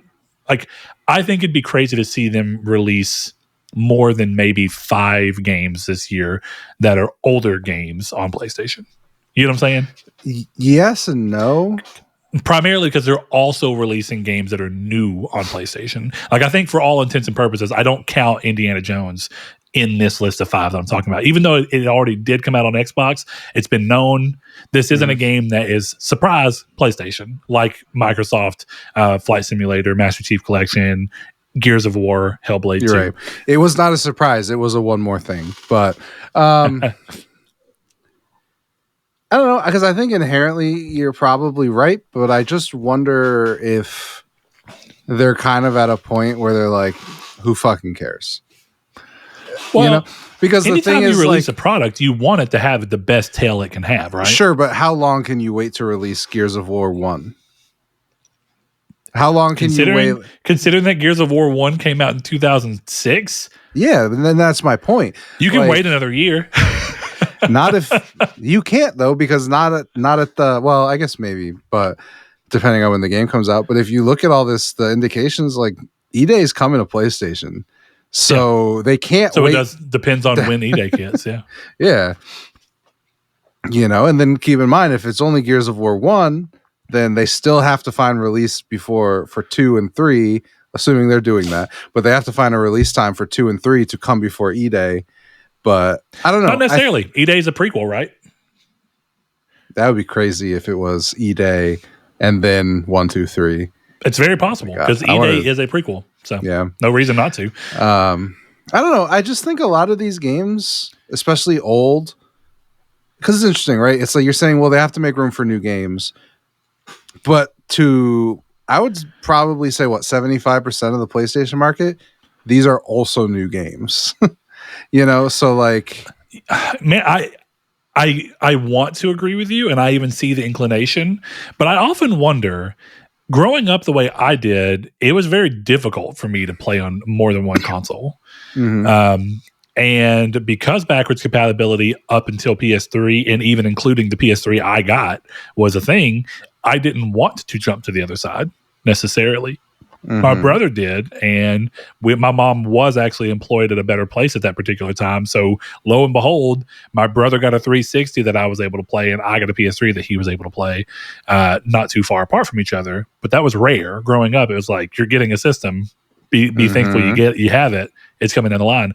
But one of our listeners and patrons, TT Dog, he is very much of the mind, and he's older, so he's been through more generations than we have. But every time that we talk about things like Kingdom Hearts 3 coming to Xbox before any other Kingdom Hearts game released on Xbox at all, and how that seemed crazy, and I still hold that does seem a little crazy.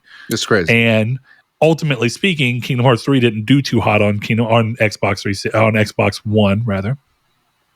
Nor did Final Fantasy 15 do too hot on Shocking. Xbox, even though 13 at least introduced people to the series on Xbox.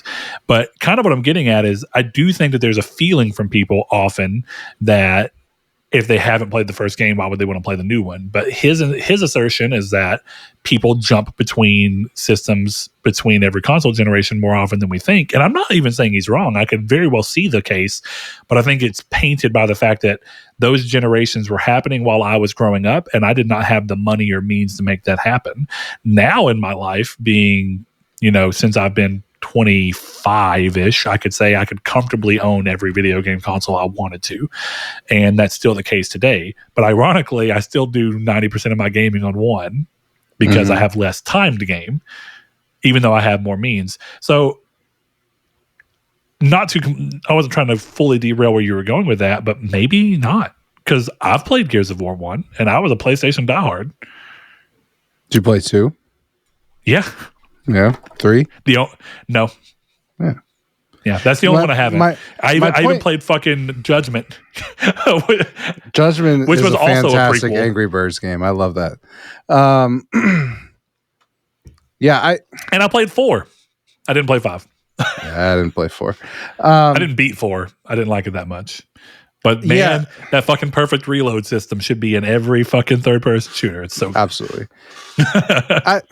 I don't know, because I don't think you're wrong, but I also I don't know. First of all, I didn't say 100%, but no, sure. But I wonder what the percentage truly is, and if Microsoft has those numbers, how would you even figure that out? That's such a hard thing. Oh, but I don't think everything that's coming from an 11-year-old Gears game is extra money. So even if we want to be conservative and say 50%, these are new games, that's 50% of 100 million consoles. Not to mention that I'm going to buy it. Even if I never play it, I'm going to buy it. Because I said on the show, I'm buying every Xbox game until the whole slate's coming. Just to prove a point. Just give them. I'll play them. Because I want the drama. I love this stuff.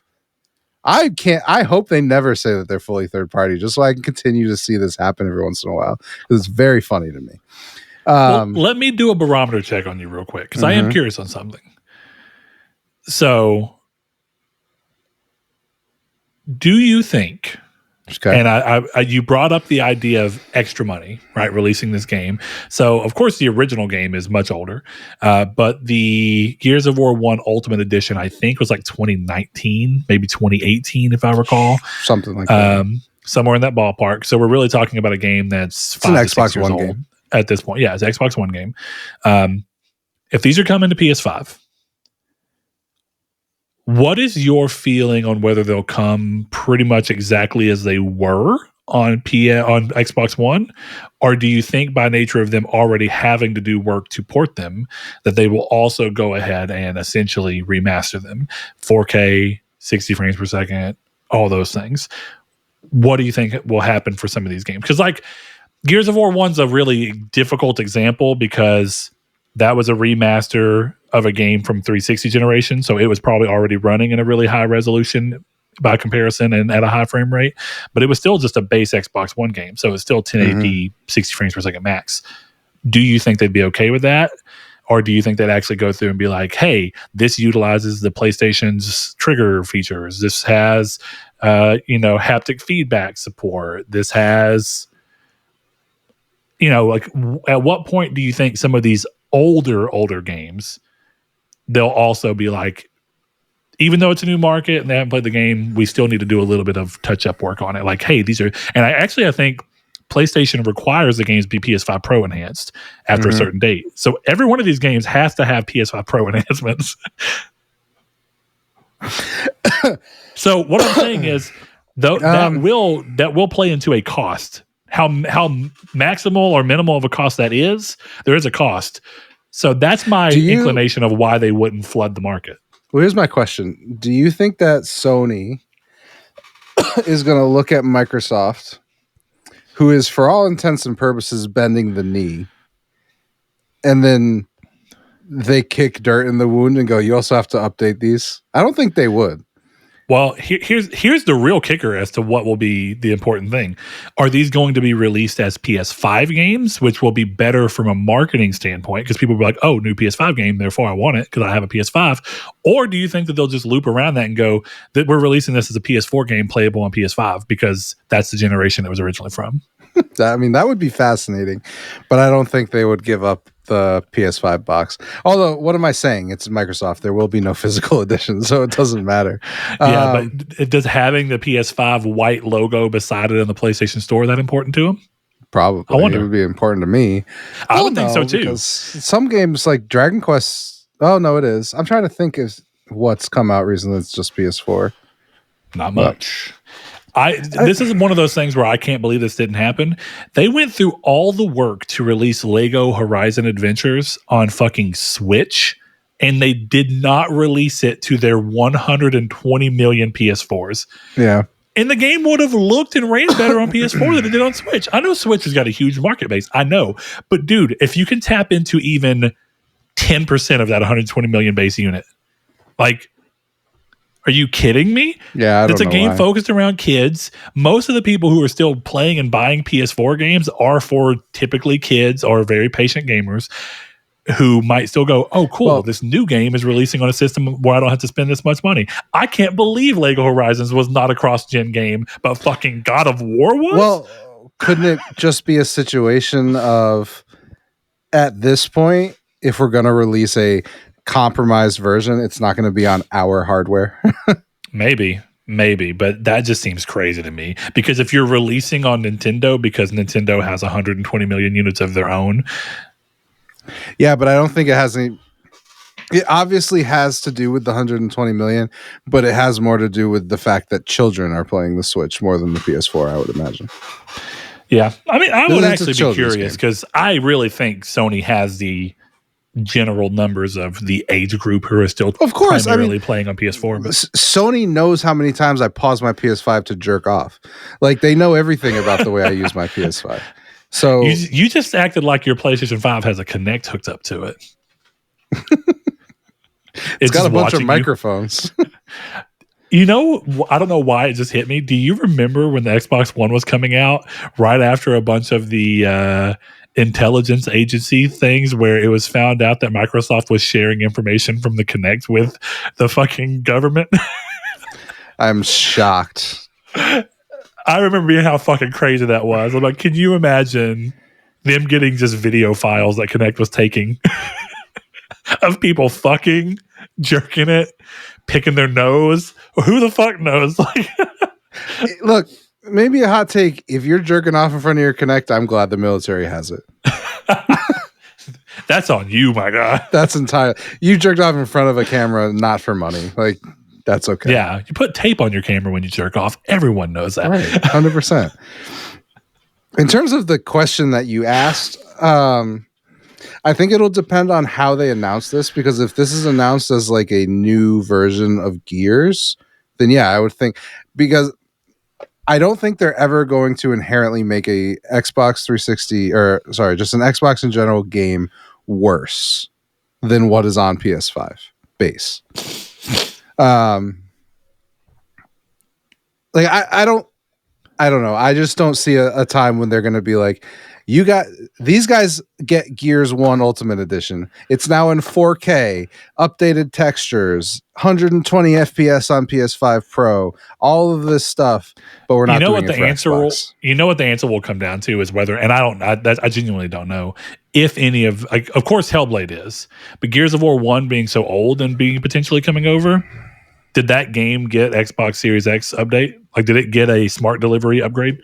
If it did, then yeah, it's definitely going to come over to PS5 with all those things intact.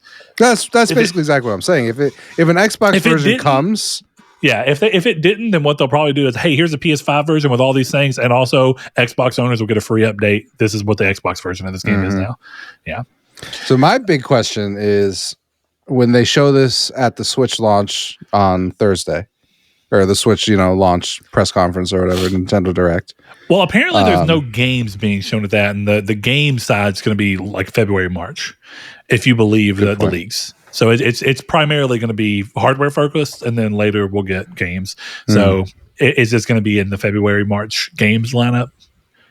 Is that what you're wondering? No, my question is, will the new version for Switch and PS5 come with Halo 5?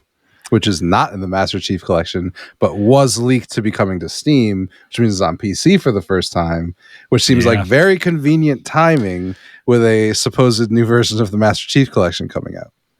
Just saying.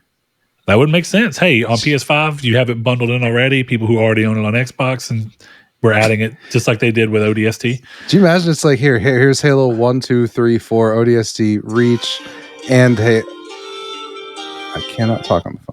And banger. Oh, so good. Yeah. Basically all the and Infinite, they're all coming out. Yeah, that'll be interesting. I don't know. I'll get lost in Infinite's multiplayer again on PlayStation. I'm worried.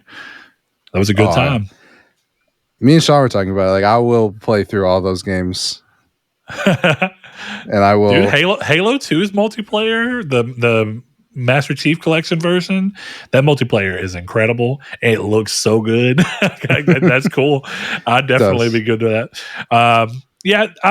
There's a lot to consider here. I think clearly most of these games are still newer. Microsoft Flight Simulator, Age of Empires, or rather Age of Mythology, Hellblade. Those are all different considerations. It's games like, let's go into a deeper cut. It's games like, what the fuck might they do with Recore? Hopefully nothing.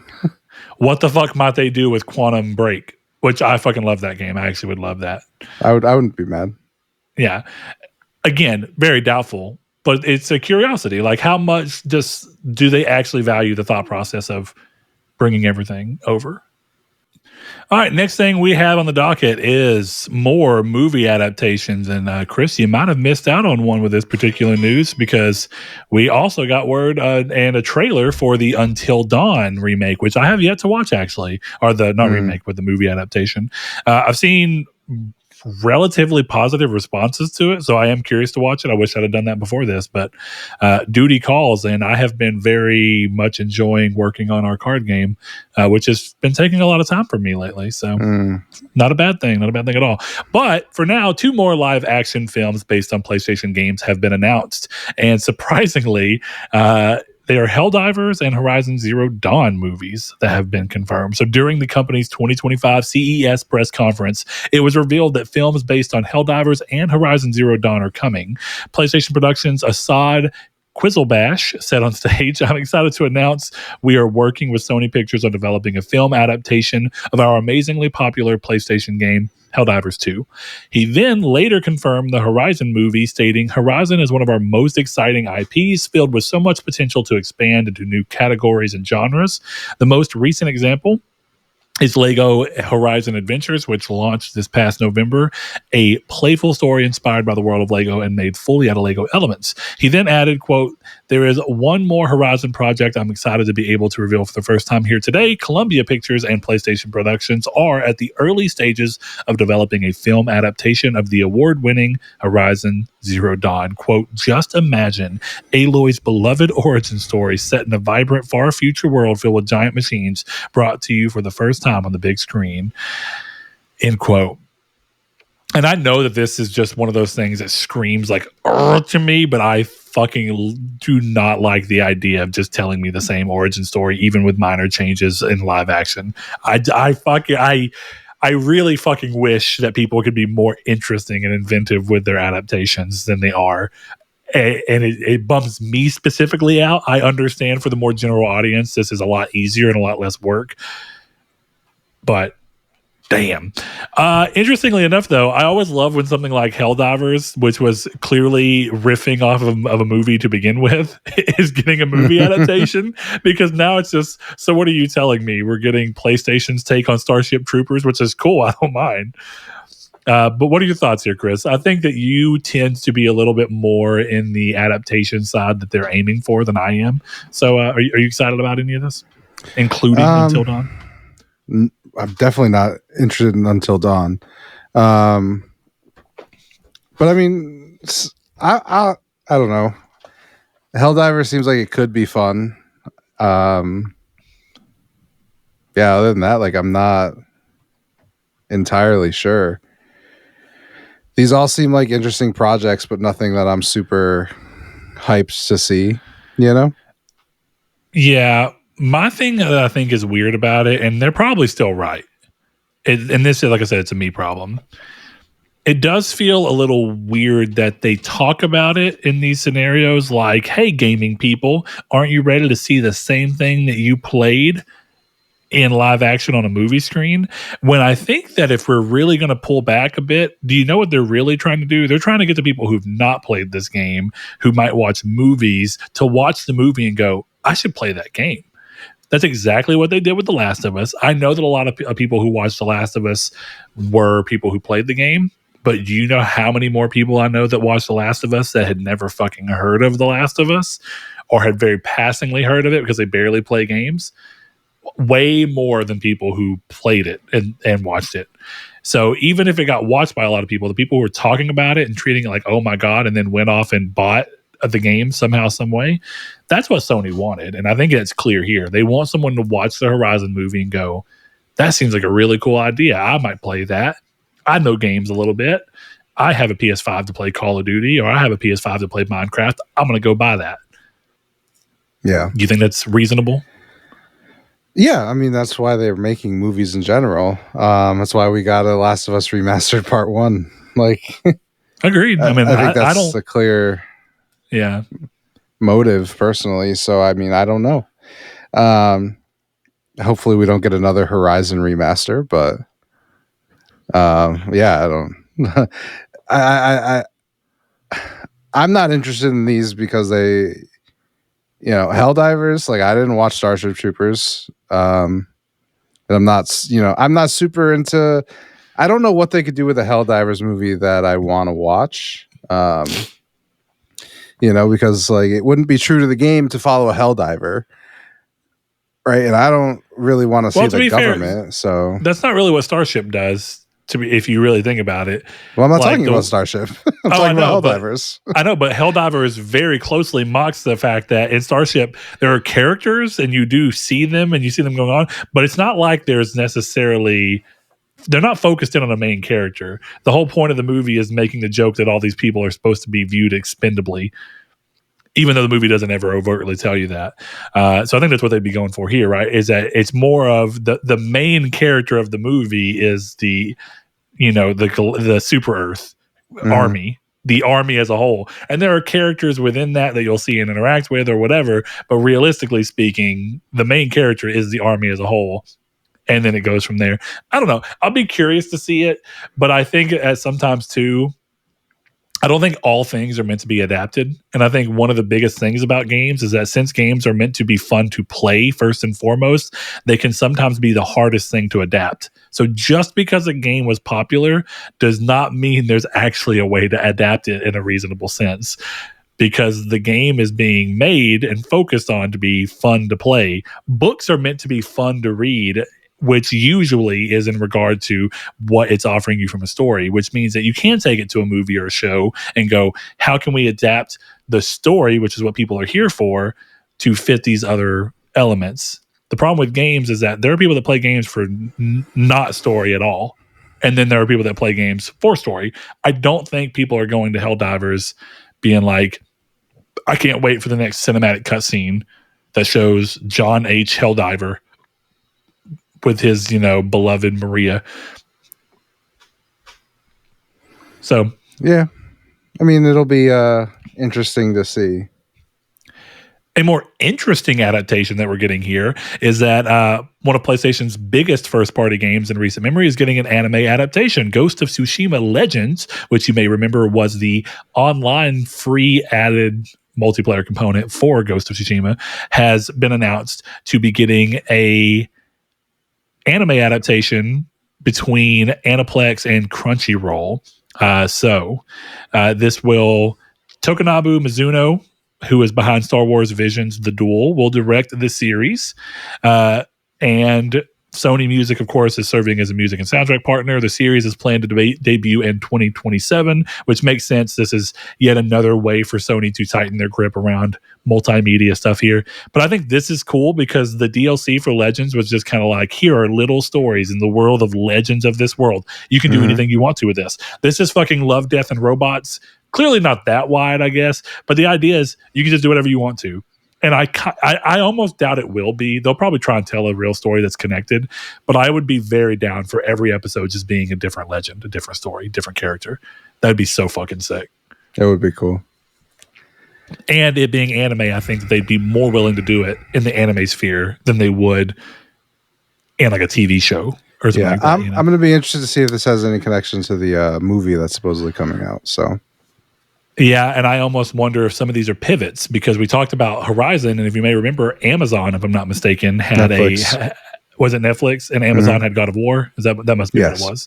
Yep. Okay, so Netflix had to cancel their Horizon series, TV series, because of production issues that were happening. And sometimes you got to wonder, is it because of the age-old Uncharted was in development hell for forever because no one knows how to make Uncharted into a movie? Or is this like the script you can't write, or what is it? No, I mean, there's a very clear reason why the Horizon show didn't go forward. Oh, I know too, but I'm saying what will end up being the long running thing. I know because there was like sexual harassment allegations and stuff like that, right? Yeah. For the director or the executive producer, somebody. But I thought it was interesting that they didn't just kick the person who was doing that out and refill the role. They just canceled it. Well, I think the whole thing was being done was his brainchild, so yeah, that's probably true. But Uncharted went between like 8 different brain parents. Sure. It also took 15 years to make, but I guess good on Netflix for not waiting 15 years to finally put out their Netflix series. Yeah, I guess I don't know. Be kind of like you wrote a movie with Neil Gaiman and then yesterday happened and now you're like, well, this is Neil Gaiman's thing, but we can't make it anymore. So what are we going to do? Yeah. This is probably that same kind of obviously sounds like Gaiman was way worse. I'm not trying to compare two pieces of shit, but the point I'm making is that sometimes like they probably put so much work in with this guy and his vision and what he was doing that it either wouldn't have worked without him or it would have been so influenced by him that it wasn't something they wanted to do, I think it's also just, I get it more in the sense of in this day and age, just knowing that the project started with him. Even if you went and completely rebooted the project and everything, people would still have that stank of Netflix's Horizon was marred with sexual harassment on set and bad actions from the director. And it's just so hard to escape things. So it's like almost like your only option is to just Even if you went on a press tour, we've separated with him, we have a whole new creative team. Instead, it becomes a lot easier to go, we give up. And then Sony can go, we're going to partner with ourselves at Columbia, who's also plus Sony, and we'll make the movie, which is interesting. I mean, considering that Columbia has been not doing necessarily too hot lately, because if you think about all the Columbia Spider-Man hero movies that have been flopping lately, like Morbius and Madam Web, and most recently Kraven. Yeah. And what's worse is I heard Kraven's actually, of all three of those, is not that bad of a movie. Like, it's fine. It still did bad. Yeah, I'm sure it was fine. I don't know. Yeah. Who knows? But we'll end up seeing what ends up happening. It's cool to see. I'm more open to broad and very big strokes changes. Sometimes I get a little frustrated with how much everybody just wants everything to be live action, because I think there's a lot of charm to art style and different formats. And I think animation can do a whole lot. So I'm a lot more excited about seeing Ghost of Tsushima, a game that was trying to look somewhat photorealistic, but with a lot of color choices that gave it an artsy flair, be represented in where it can be more stylized and even more colorful. Whereas unless they're going to get like Zack Snyder to 300 that shit, they were probably never going to get that from a movie anyway. So I wouldn't mind if the movie's not happening. But again, you run into this thing of the game was very much like Kira. I can't remember the fucking dude's name. The movie. No, not Akira Toriyama. Is that what you say? You said it. No, the Japanese movie director that everyone loved, Akira Kurosawa. That's what, like, a lot of the inspiration for this was just, what if we made a game and kind of tried letting it be heavily inspired by a Kurosawa movie? And then that's what they did. So it's a lot like Helldivers, where it's like, this is just riffing off of a movie. This is like making a movie that's basically The Matrix because we like The Matrix, which it happens. It does. It does happen. But those movies tend not to do too hot is the problem. The thing is that because video gaming is such a interactive thing, an idea that's not necessarily that original, but is really fun to play and can twist it by its interactivity, can overcome that barrier. So I don't know. I'm curious to see how these turn out, but I'll be interested. I'm more interested in the casting than the movies, to be honest. Yeah, I wouldn't say I'm excited. I'm actually dreading the conversation around who they cast online, because it doesn't matter who they cast. I don't think there's a correct answer for anyone. The moment that they cast Aloy, someone's going to be like, this is fucking crazy. Can't believe they didn't cast this person. This is DEI bullshit. And we just go from there. And that's all that's going to happen. There was that, I think either Sydney or Sadie Sink or something like that. Yeah, Sadie the girl Sink, from... they said that was who was rumored for the Netflix one. And I think she seems like she would fit the role. I don't know. I've never seen her in anything. I mean, this is that thing where people want her because she physically is a pale-skinned, freckle-faced, redheaded girl. Good. And don't get me wrong, I like that. That's cool. But one of the downsides is that sometimes people are so they just want the person to look like the person, even if whoever they cast doesn't embody the character that they're trying to cast. They would rather them look like Aloy than sound, act, or be convincingly Aloy in motion or in movement and as a character. They would instead just go, the most defining part of the character is the way she looks, therefore the person should just look like her, and then go. Well, yeah, that's also not the best. Like, there's a good middle ground. I want both. I got to be honest, I would rather have the look, because I liked The Last of Us season 1. I think, and I liked Bella Ramsey, but I think she looks terribly miscast in The Last of Us season 2. I think she looks terribly miscast as well, but there's problems with writing and all sorts of things. And what I did see of the season where they completely changed Ellie to just being a fucking sociopath instead of the character that she was, which goes towards the thing. I mean, that's The Last of Us 2, so I don't know. That's The Last of Us 2. Yeah. There's a triggering event that leads to that. This is just her getting a knife, seeing a dude stuck in a fucking thing and being like, yeah, it's been... She does that in the first one. She does not do that in the game. 100%. She does not. I'm not betting on it, but I feel like I remember No, her she does not killing come across a dude for a reason. No, she does not. What I'm saying is she does not come across a fucking whatever you want to call them, a clicker trapped in rubble that can't do anything to her anyway, and then just sit there and carve up on it maniacally, looking at the blade with a twisted grin on her face. Wait, you're talking about a clicker? Yes. Yeah. Okay. That's a crazy argument. It's a fucking clicker. Okay, it's not how she went about it. It's not, I need to kill this because it could be a problem down the line. I'm telling you right now, I am not a sociopath. If there was a trapped monster that killed most of the people in my life, I would carve that thing bit from bit in the most painful possible way. So I actually don't have a problem with that at all. I would sociopathically torture that monster. Unironically. I think it completely changes who Ellie is as a character, and it makes the switch. And if they go season 2 with what they actually did in The Last of Us 2, it makes it even worse because it's like it doesn't even feel like a change. It just looks like, now I've seen her become the serial killer she always was. That's definitely two different interpretations of conversation for a different day. But yes, casting is always an issue. I agree with you in the sense that they should look, because look is a big part of it. But I think it also is very important that the person be able to act and embody the character. And there are a few times where I've seen an actor who does not fit the look of someone embody the character in such a way where I'm like, but they're so good at it. I can't even be mad that they don't look like them. I don't know, man. A shortstop can play first base, but a hockey player isn't pitching. Yeah. I don't know, man. I don't know. Because Michael Jordan played basketball and baseball and won. And he's one of the worst. He's one of the worst baseball players on this planet. Actually, as I was saying, he wants to work. I was like, I don't think he did shit in baseball, but I know he played. I don't know why you committed that hard, because you were kind of right. About baseball. Kind of right. Wrong entirely, but like there's merit to the argument. Anyway, we're going to pivot off into it's probably good news, but at the same time, I think it's still marred with enough uncertainty that it's hard to get too excited. And that is that PlayStation Classics Studio says it's, quote, dreaming about PS3 emulation.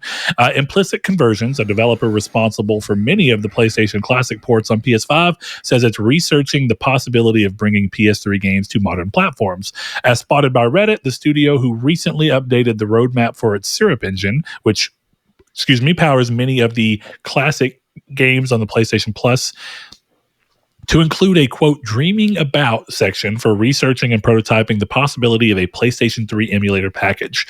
Implicit Conversions worked directly with Sony to bring PS1 titles to PS5, and previously its co-founder worked on PS2 emulation for PS4. While the majority of PS5's PlayStation Classics games are available to download and play via emulation, currently PS3 games are only playable via cloud streaming. While Sony hasn't provided an explanation for this, the broad consensus is that emulating PS3 games is likely difficult due to the unique architecture of the PS3 and its infamous cell processor. Currently, many PlayStation classics are only playable natively on the PlayStation 3, including Metal Gear Solid 4 and entries in the infamous Resistance, Ratchet & Clank and Killzone series. This has been a thing where ever since this thing launched, people were like, we want to see PS3, we want to see PS3. Everybody was hoping it would happen on PS4. Clearly it didn't. Everybody thought maybe the power gap has been able to make it up on PS5. We'll finally see these games here. Crazily enough, people got the curiosity of, is there some kind of crazy way in which the Pro can somehow do it? Which I thought was a kind of far-fetched, but would have been interesting if they made it work. But Chris, you and I we're purveyors of the PS3. We quite enjoy the catalog. It's like a nice sip of a Chianti. What are your thoughts here? One of the things that's interesting about PS3 is that PS3 already has a lot of the feature sets that they're adding back into these games, like trophies and all this stuff, and PSN integration that these games originally didn't have because PS1, PS2, PSP all came out on systems that weren't as tightly wound to the PlayStation Network. Of course, it'd be cool to see this, but what is your feel? Do you just think this is a good idea for posterity of being able to play every game, every system, a large collection of their games moving forward on all PlayStation systems, if they can solve this emulation? Or what do you think? Are you just kind of relegating to using your PS3 when you want to play PS3 games? I mean, I don't know. I don't have a great answer because, like, I think for the most part, like, this is a feature people want on paper, but not in action. Um,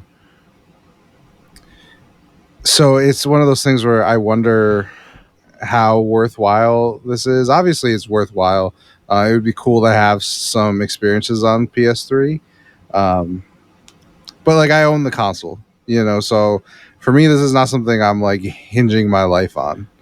Yeah. And even then, like I don't know how much I care if I can't pop the disc in. Do you think that that's actually a real concern No. that they're thinking people will have? Because I don't think so. I think if they just said we got it working, but it has to work with digital only copies. No, but my point is like I don't care. I care less if I can't use Sure. my discs because I own almost everything many. that would probably be on that fucking system. So it's one of my things where it's like, oh, you put Infamous on there, cool. Like I'm playing that. It's not up-resed. It's not it's not anything. It's just a port of the game I own that isn't, you know what I mean? So, well, that's been my curiosity is a lot of the reason they've gotten flack for this is because computers weaker than PS5 have been able to emulate some PS3 games pretty well, and even some of them at higher frame rates and higher resolutions than we actually saw on native PS3. I think part of the reason why Sony's so scared is because it's on those weaker systems, and even emulation for PS3 in general, it's very iffy. Still, a lot of games don't work. Plenty of games do. I want to throw that out there. But some of the games, if you really want them to run well, do require quite beefy systems. And I think that there's this expectation that a lot of the games that people are going to want are a lot of the times exclusives that really leaned heavily on the stupidly unique architecture of the cell, therefore making it more difficult to emulate. And then I think that there's that added layer of our emulation is going to be a step behind what Xbox is offering, where you can play their games up-res with higher resolution, higher frame rate, fake HDR that looks pretty damn good. mm-hmm. Do you think that that's like part of what's driving them? Is like just straight PS3 games running natively on PS5 is not enough? No, I think they can port all these games. And that's just their reason? Pay for it again? Yeah, like why would they put... Because it costs them to move them over anyway. And if they honor it with people who already own these games digitally, there's less new purchases, right? Yeah, and why would they put Infamous on the system when they could sell you a $30 Infamous upscale? I think that's the big reason why that hasn't happened. Is it's going to take a lot more work to get a PS2 or especially PS1 games to a point where you could really sell them outside of the novelty. Oh, isn't it so cool that you can play Legend of Dragoon? Outside of that novelty, like you're not selling that game. And to some people you are, but also it's $10. It's right. A lot less, right? And I do wonder, like, part of what's kind of got me on it is I do think it's a lot of work, and it's a lot of work that people would expect their old catalog to go through. And so Sony would be spending a lot of money for something they wouldn't necessarily make much money back on, outside of maybe pushing a few more people to go to the premium tier for PS Plus. But I think the other thing is that they just watched a year. Like Switch is still doing well in terms of sales and everything, and getting some new games. But a lot of Switch this past year was ports of GameCube and older games. And I think there's a lot to be said about Sony watching games like old Paper Mario, Thousand Year Door, and all these games that they've been able to slowly but surely port from GameCube or 64 over to Switch and sell. And they might have that thing of like, if we make backwards compatibility like this work, there's less of a reason for someone to give us 30, 40, 50, 60 dollars for an Infamous 1 or Infamous 1 and 2 collection that does have a little bit of quality life worked into it, is running at 4K 60 frames per second, and is otherwise the same game. Yeah. I think there's a lot of possibilities. I think the reality is whatever way this goes, the end user will probably be disappointed. as nihilistic as that is, it's probably going to end up being just an emulated port that has nothing better and probably runs worse, like the Sly 1 port. So, and there's already trophies, so you can't even be like, "Hey, we added trophies to these PS3 games." It's just like, oh, you want another list on PS5? Like, oh, you got 4 stacks now. That might be it. Is that you can platinum this PS3 game again? Yeah, and I've said I think that these ports are strictly for trophy hunters. The Last of Us Remastered Part 1, that's for trophy hunters. Horizon Zero Dawn, that's for trophy hunters. I don't think so. For trophy I get what you're saying. For people who have played them, for trophy hunters more than anything, maybe. I'll give you more credence there. I think they're really just going after people who didn't play them at all. And I think that, and they're just like, oh, cool. We have the Last of Us series out. People want to buy it instead of buying the $10 PlayStation 4 Classics one. They can buy the new nice shiny $70 one that's missing half the game. what will determine who's right in this situation is if they do put out a Days Gone remaster, because there's no movie, there's no sequel, there's no brand synergy in that game. So if they put that out, that is just for trophy hunters. I'll give it to you. If they put that one out and then they still don't announce a sequel or anything, which why the fuck would they? It's gonna feel like okay. I'll take my extra platinum. I would play it again. I want to play it again. Hell yeah. But here now look, let's move the timeline a little bit. If they do a late PS6 Days Gone port or remaster, remake, whatever you want to call it, that might be a little different. That might be that's more for trophy hunters than anyone else, because that'll have 3 stacks. There you go. PS6, PS5. There's not a PS5 version for Days Gone right now. That's what I was saying, a PS4 version, but I'm an idiot. They wouldn't do another one. Yeah, I feel you. All right, let's scooch on to the next one. Sony is reportedly working, as we're talking about all these old IPs, on bringing back at least, quote, a couple of old IPs.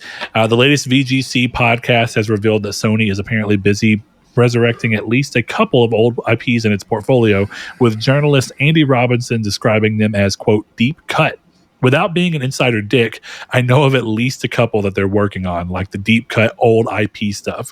Robinson's comments come just a day after it was reported that PlayStation chief Herman Hulst said that the format holder is always looking at ways to leverage past IP, indicating the company may be open to resurrecting a number of its old franchises. Sony isn't hurting for choice in this respect, with series including Jak and Daxter, Resistance, Sly Cooper, Killzone, and more, all deserving of fresh entries.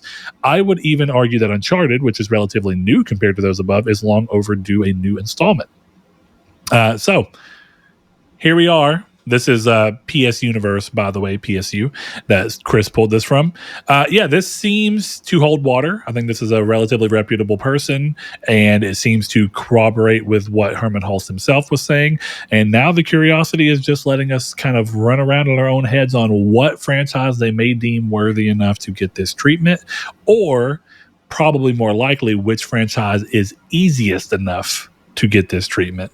Because I do think part of what's happening here is, even if they want to do some franchises more than others, if there's not a real way for it to work in the modern market, they're still going to have to pivot. I think there's a reason that the Twisted Metal game, one way or another, that was happening seemingly has still not come out, even though it's had plenty of time to. I think that game just got canceled. Didn't it? That's what I'm saying. Yeah, it did. But I'm saying, I think clearly the reason was a bit of, we can't find the right way to make it work in this market, at least at the budget they were going for. Now, maybe Twisted Metal comes back around as a $10 million, much simpler game from a different dev. Who knows? But Destruction All-Stars didn't do too hot either, so, they buy Psyonix and just start doing that. Yeah. I'm a little surprised. And maybe they did. Did they do Twisted Metal cars for Psyonix when they did the TV series? Or for Rocket League? I don't think so. Would have been easy, low-hanging fruit. So I hope they did. But I could also see them not. Speaking of which, that was a great adaptation. I like that one quite a bit. So I don't have a whole lot to say there. I guess we can quickly do a postulation. If we're talking deep cut old IP. Chris, I know that you're a little newer to PlayStation grand total. You're more of the PS3 era. So, but I think PS3 counts. There's a lot of games on PS3 that have not been relevant in a long time. What's your deep cut old IP that you'd like this to actually be referencing to?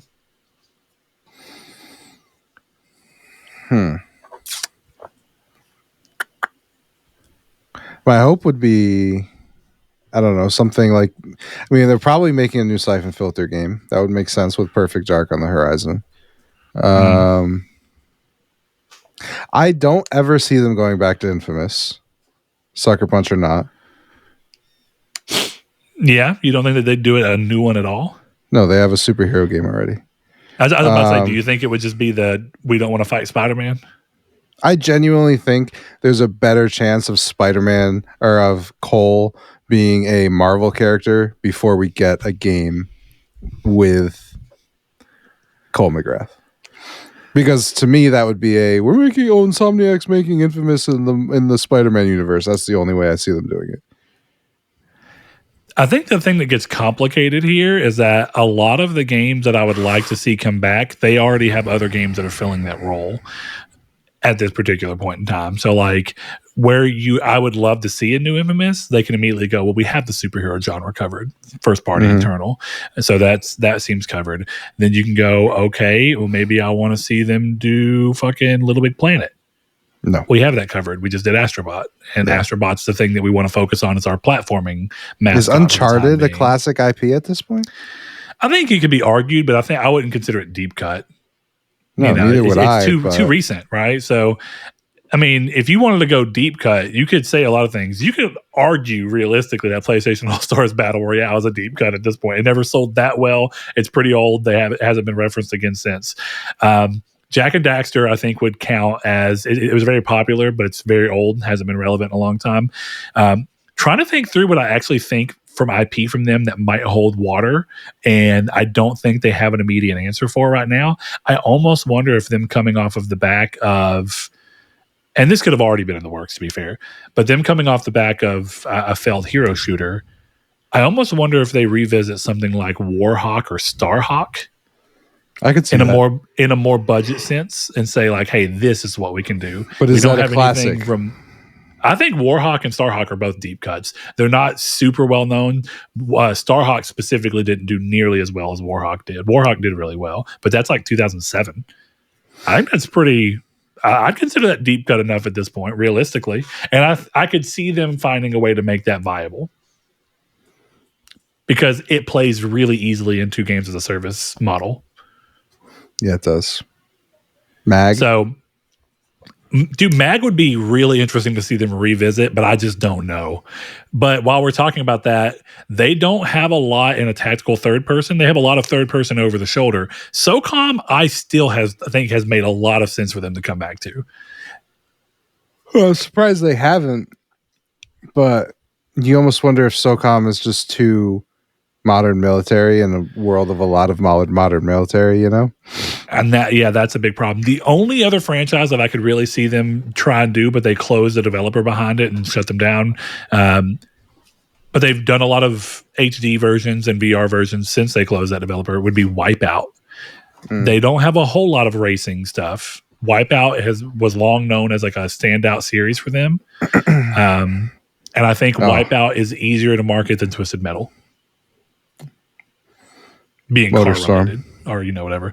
Dude, I would fucking kill for MotorStorm. Also, fuck it.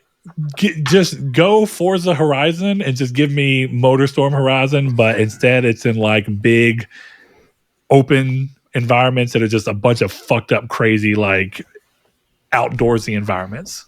That'd be sick. Like MotorStorm Apocalypse? Well, yeah, I mean, all the MotorStorm games are great. Hell, Arctic Edge on PSP and PS2 was really fun. Actually, Apocalypse is the worst one, but it was still good. Pacific Rift was my favorite. Very good. The original is also great. Yeah. Could you imagine? We might be focusing a little too much on PS3 right now. I'm trying to think of what PS2 games might really be standout. Legends of Dragoon. There'd be like the PS1. Getaway, the Bouncer. Now the Getaway are the Getaway. I'm thinking of the Italian Job, but that's Yeah. Movie and game, yeah. Movie and game, yeah.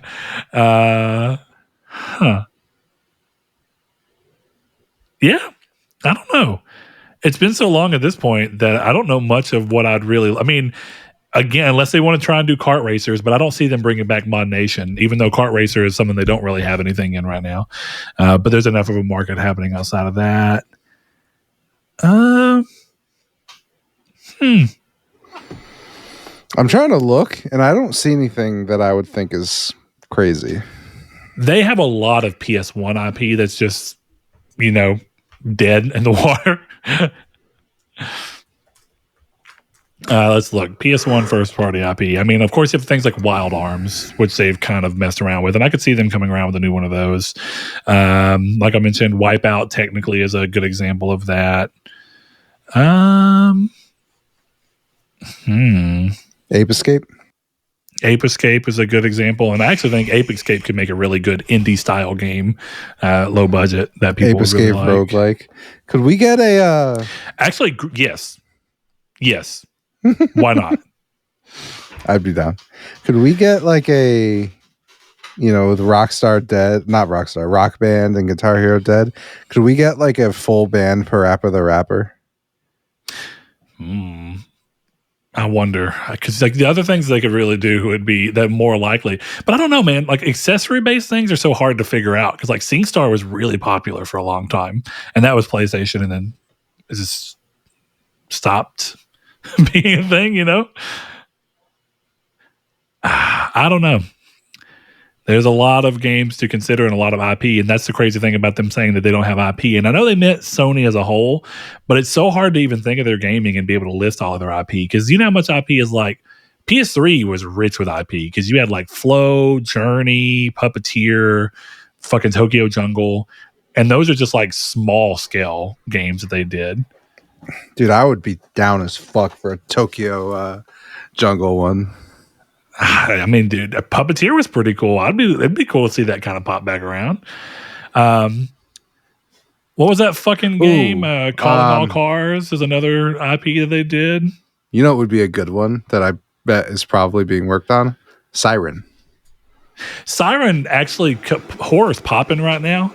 That's what I'm Siren saying, could work. Yeah, Siren could definitely work. That'd be pretty cool. I'd like to see Gravity Rush come back around, but that seems recent enough and just still never broke through as well as they hoped for. So I don't know. I don't want to dig into the ground too much in this. It's just curious to think about all the things that it could be, let alone what it might be. So we're going to go ahead and scooch on to the next one. Next article is our last article. We got a question following it as well. And it is an interesting one because we're talking about all these Xbox games coming, and this seems like a very likely one for this to come through. And that is, rumors recently have been going around about an Elder Scrolls 4 Oblivion remake. And weeks ago, we saw information about it likely being handled by developer Virtuous, which is the team working on the Metal Gear Solid 3 remake for Capcom, or for Konami, rather, sorry. And they've done a lot of remakes and remasters, things like that. That's the kind of studio they are. But right now, it seems to be more locked in. So the Elder Scrolls 4 Oblivion remake, reported to be in the works and set for release in 2025, has seen an alleged list of details leak onto the internet. MP first reported that details for the unannounced game were accidentally released by a former employee at video game support studio Virtuous. Microsoft declined to comment when contacted by IGN. According to MP first, Virtuous has remade Bethesda's much-loved open-world role-playing game using Unreal Engine 5, which suggests a significant rework rather than a more straightforward remaster. Gameplay changes were also allegedly detailed, including tweaks to stamina, sneak, blocking, archery, hit reaction, and the heads-up display. As reported by MP First, blocking was changed with action games and Souls-likes in mind, which is a crazy thought process because the original system was, quote, too boring and frustrating. Sneak icons are now allegedly highlighted with damage calculation revamped. The knockdown that comes from stamina being depleted is reportedly harder to trigger, and the HUD was redesigned to make it easier to understand. Elsewhere, hit reactions were added to make responses clearer, and archery was reportedly modernized in both first and third-person perspectives. This was originally something that we thought was on the table because of the FTC leaks that came from the Microsoft trial over Activision Blizzard, where they looked at some of the things happening from before Microsoft bought Bethesda. And for financial year 2022, they had what was said to be an Oblivion remaster planned. So it does seem likely that either the words strike again, and even though it was called remaster, they really meant something more like a remake, or Microsoft bought this and decided to go much bigger with their plans to bring Oblivion back around and up the scale of the game to a remake. So I'm going to round that off here as just a point for us to open into discussion about this. And I'll tell you, Chris, I remember about 2-3 weeks ago when this rumor first kind of hit and all of this information was there, that the most dubious claim to me was that it was going to be using Unreal Engine 5, primarily because Unreal Engine 5 is kind of known for having traversal stutter in games that are very large and open world, which is exactly what Oblivion is. And that one of the reasons that Bethesda talks so much about their creation engine is that it allows for a lot of the things that their games have always done, which is object permanence and very densely packed worlds that can handle having a bunch of items suddenly spawn into one area by being dropped out of your inventory. Something that a lot of game engines don't need to be good at because it is only really a thing that you see in their type of game. Unreal Engine 5 does not scream to me the solution for doing this. But it also seems unlikely that anyone outside of Bethesda would be keen on rebuilding this game in a new version of creation. So you get to this middle ground of like, how do you do this? Unless Bethesda internally is the one handling this remake and doing it on creation, how do you go? This apparently being real is shocking. And it does bring up some questions about what this means. And Chris and I were talking about this earlier in the Discord. And I am curious. Content. Is this a situation where Virtuous just uses a lot of Unreal Engine 5? This is what they're using to handle the Metal Gear Solid remake. Makes sense, right? Or is this also a thing of seeing how a game like this, by remaking an older game that's a little less involved and still tweaking it, handles a game that has things like object permanence so that Microsoft, Bethesda, and or Bethesda GameWorks, whatever, can look and see about moving from creation to Unreal Engine 5. Now that one is curious because when Starfield came out, a lot of the conversation negatively towards Starfield was that they felt like a lot of the problems with Starfield was likely down to the still somewhat problematic creation engine. Having not played Starfield, I don't want to go too in depth. I've seen videos of it play. I don't think it looks terrible. It looks okay. And that's not all an engine does, by the way. But it seems like a lot of the problems with Starfield, from what I've been able to see while watching people play it, and it's a lot of what pulled me off of wanting to play it, I think most of Starfield's problems are design oriented. Like, hey, load to this place, talk to this person, load back to your ship, load to this planet, walk for 5 minutes to a cave, talk to this person, walk back to your ship for 5 minutes, load back to this planet, talk to this person, load to another planet, run 7 minutes, kill a bunch of people, run back to your ship, load back, talk to a person. That just seems like bad game design. Now, it could be that the design was influenced by the limitations of the engine. We'll never know. But the main reason I started thinking about this as a potential engine shakeup is because we saw Microsoft completely abandon Halo, which has always been on custom engine, to going Unreal. And I think a lot of Microsoft's crazy ideas right now are about finding ways to streamline their development and make it easier to release on as many products as possible. And do you know what would make it a lot easier to release all of your games or many of your games on as PlayStation and maybe even Nintendo a lot easier? An engine that already has those packages built into it. So, Chris, first and foremost, we're going to start with that part. What do you think the chances are that this is a test ground for moving Bethesda Game Studios away from creation? 0%. Yeah, you seem to say that pretty strongly earlier, and I don't even inherently disagree. It was more of a curiosity, but why do you seem to think that? Because you said it already. The creation engine is the reason that Bethesda games are Bethesda games, and they're not going to make Fallout 5 worse to streamline the game. It's not going to happen. Yeah.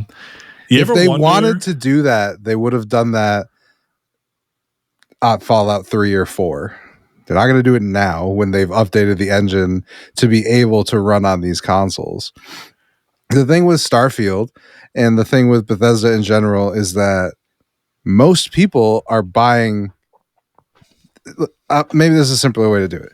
There is a JRPG, there is JIRPG, there is WRPG, there's WIRPG, but only one studio makes a BRPG. Yeah, and they're not compromised.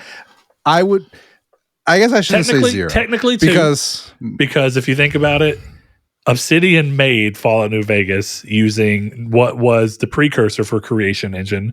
I can't remember what it's called right now. Has a really odd name. But regardless, they made Fallout New Vegas as basically a Bethesda game on Bethesda tech. Yeah. Gamebryo is what it was called. Yeah, I think you're right about that. That's that was the engine for Oblivion and Fallout 3. So I don't know. To me, it seems like Virtuous knows Unreal. For all of the Bethesda games that could be remade, this is the simplest of them. Morrowind. I actually think it's crazy that Morrowind didn't get this treatment first because it's smaller, simpler, easier, even easier to implement like quality of life changes. Maybe I'm thinking of the wrong game, but isn't that not true? That it's smaller? Because I was reading, it might have been Daggerfall. Morrowind is a significantly smaller game than Oblivion, and it's also significantly smaller than Daggerfall. Daggerfall's huge because it's like endless. So then it's probably generation. It might be Daggerfall that I was thinking of, but this guy was talking about how there's one island it was either Morrowind or Daggerfall. Fine.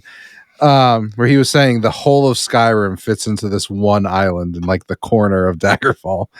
Yeah, and it's because Daggerfall is like, I think the way it's designed is there is technically an edge, but for the most part, you just run out into the wild and it randomly generates shit.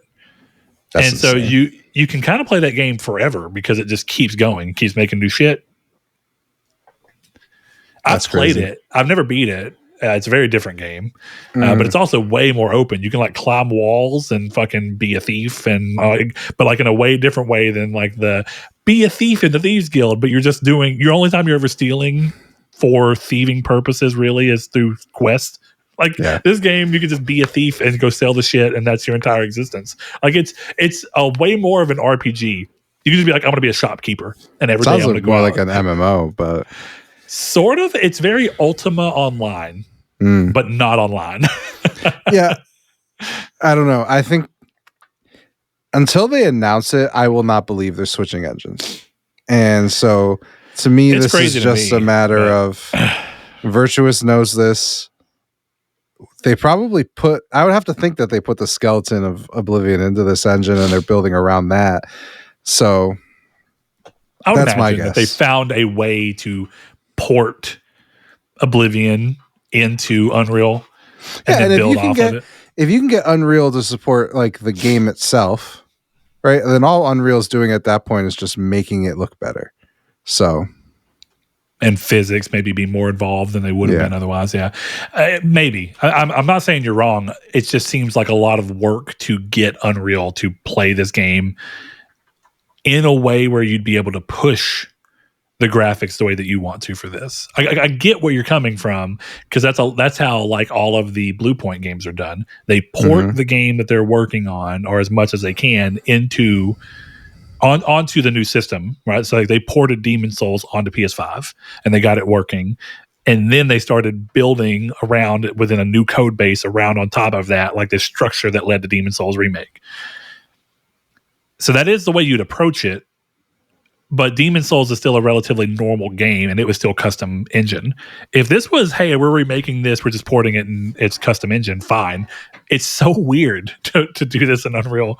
I don't know. And it's only weird because the game is still going to be anticipated to function like a Bethesda game. If you were just saying, hey, we're remaking it, but just like when people remake Zelda in Unreal, but they don't actually make any of the gameplay work, it's just a fucking world and you can run around, and then that's not what this is presumably being. So I guess the curiosity would be, once they announce this, how much it looks like it functions like a Bethesda RPG, or if this looks like it's the Oblivion but gameplay wise it's so different. And not different in it's updated way, but different in like this is just a different game. Saying that you've changed blocking to function like fucking Souls games is an insane thought. Because now what you're making me think is that you're remaking Oblivion as a fucking action RPG. Yeah. I mean, if they are, they're not making the same game, so why would they use Creation Engine? True. I don't know, man. It's going to be really curious to see what they choose to do here, because there are a lot of these remakes happening right now. We're playing one of them. Silent Hill 2 is, we're remaking the game and we're making changes. Oh my God. All I know is that this means that if I can't pick a block of cheese up and fucking carry it around and then drop it and then come back 50 hours later and pick that cheese up, I don't want it. Yeah, that's a little bit of exaggeration. Not for me. But part of the thing that makes this difficult is like Oblivion already looks and plays so well on Xbox Series X 4K 60 frames per second. So I'm excited about it. And there is some quality of life. But part of what I like about Oblivion is that it is far more involved and more obtuse than Skyrim. So it's more, it depends on what you want from an RPG. Oblivion feels more RPG friendly for what I expect from an RPG, whereas Skyrim is more open to where you can literally be anything you want to be, but with no trade-offs, essentially. You think Patrick Stewart's coming back? My immediate thought was, do they keep the original voice acting? At least for Patrick Stewart and fuck, I can't think of his name right now. The dude who played the son. Boromir, and yeah, that's it. Sean Bean. Is it Sean Bean? Sean Bean, yeah, I believe so. He plays your. I think you're right. Liam Neeson. No, Sean Bean's the guy who's also in Game of Thrones. Yeah, it is Sean Bean. Well, you know what? I got an answer to a question that I was wondering how we were going to get into. You ready? Yeah, go for it. We have a question from Jehudi MD, and the question simply asks, "What is the best bean?" Sean Bean. Shout out Jehudi, who I see playing Trails in the Sky. Shout out. Okay, so secondary thing, I guess while we're kind of on that, what would you like to see the engine shake up here, change? I mean, they're clearly talking about changing a lot of gameplay stuff here. You've played Oblivion, correct? I know that like your big first Bethesda game was Fallout 3, but you played Oblivion. Do you like it? Because like you're the person I always think of whenever someone says we're remaking a game and we're changing everything, as being the person who's like, you're not fucking remaking the game.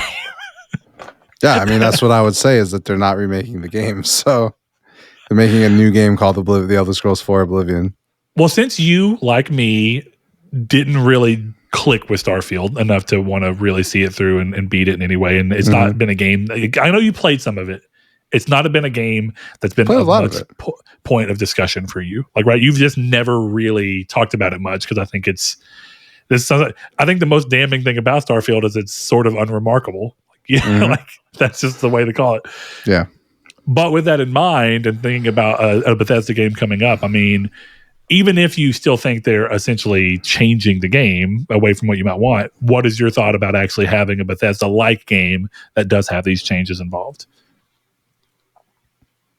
I mean, it all depends, because if the combat is better, like, I'm not going to complain, you know? Yeah. Like, if those encounters are like mini easier Dark Souls levels, like, cool. You know, like that kind of combat anyway. I don't want to fucking kill myself trying to play a 100-hour RPG. Even though, ironically, that's probably the amount of time you put into Sekiro.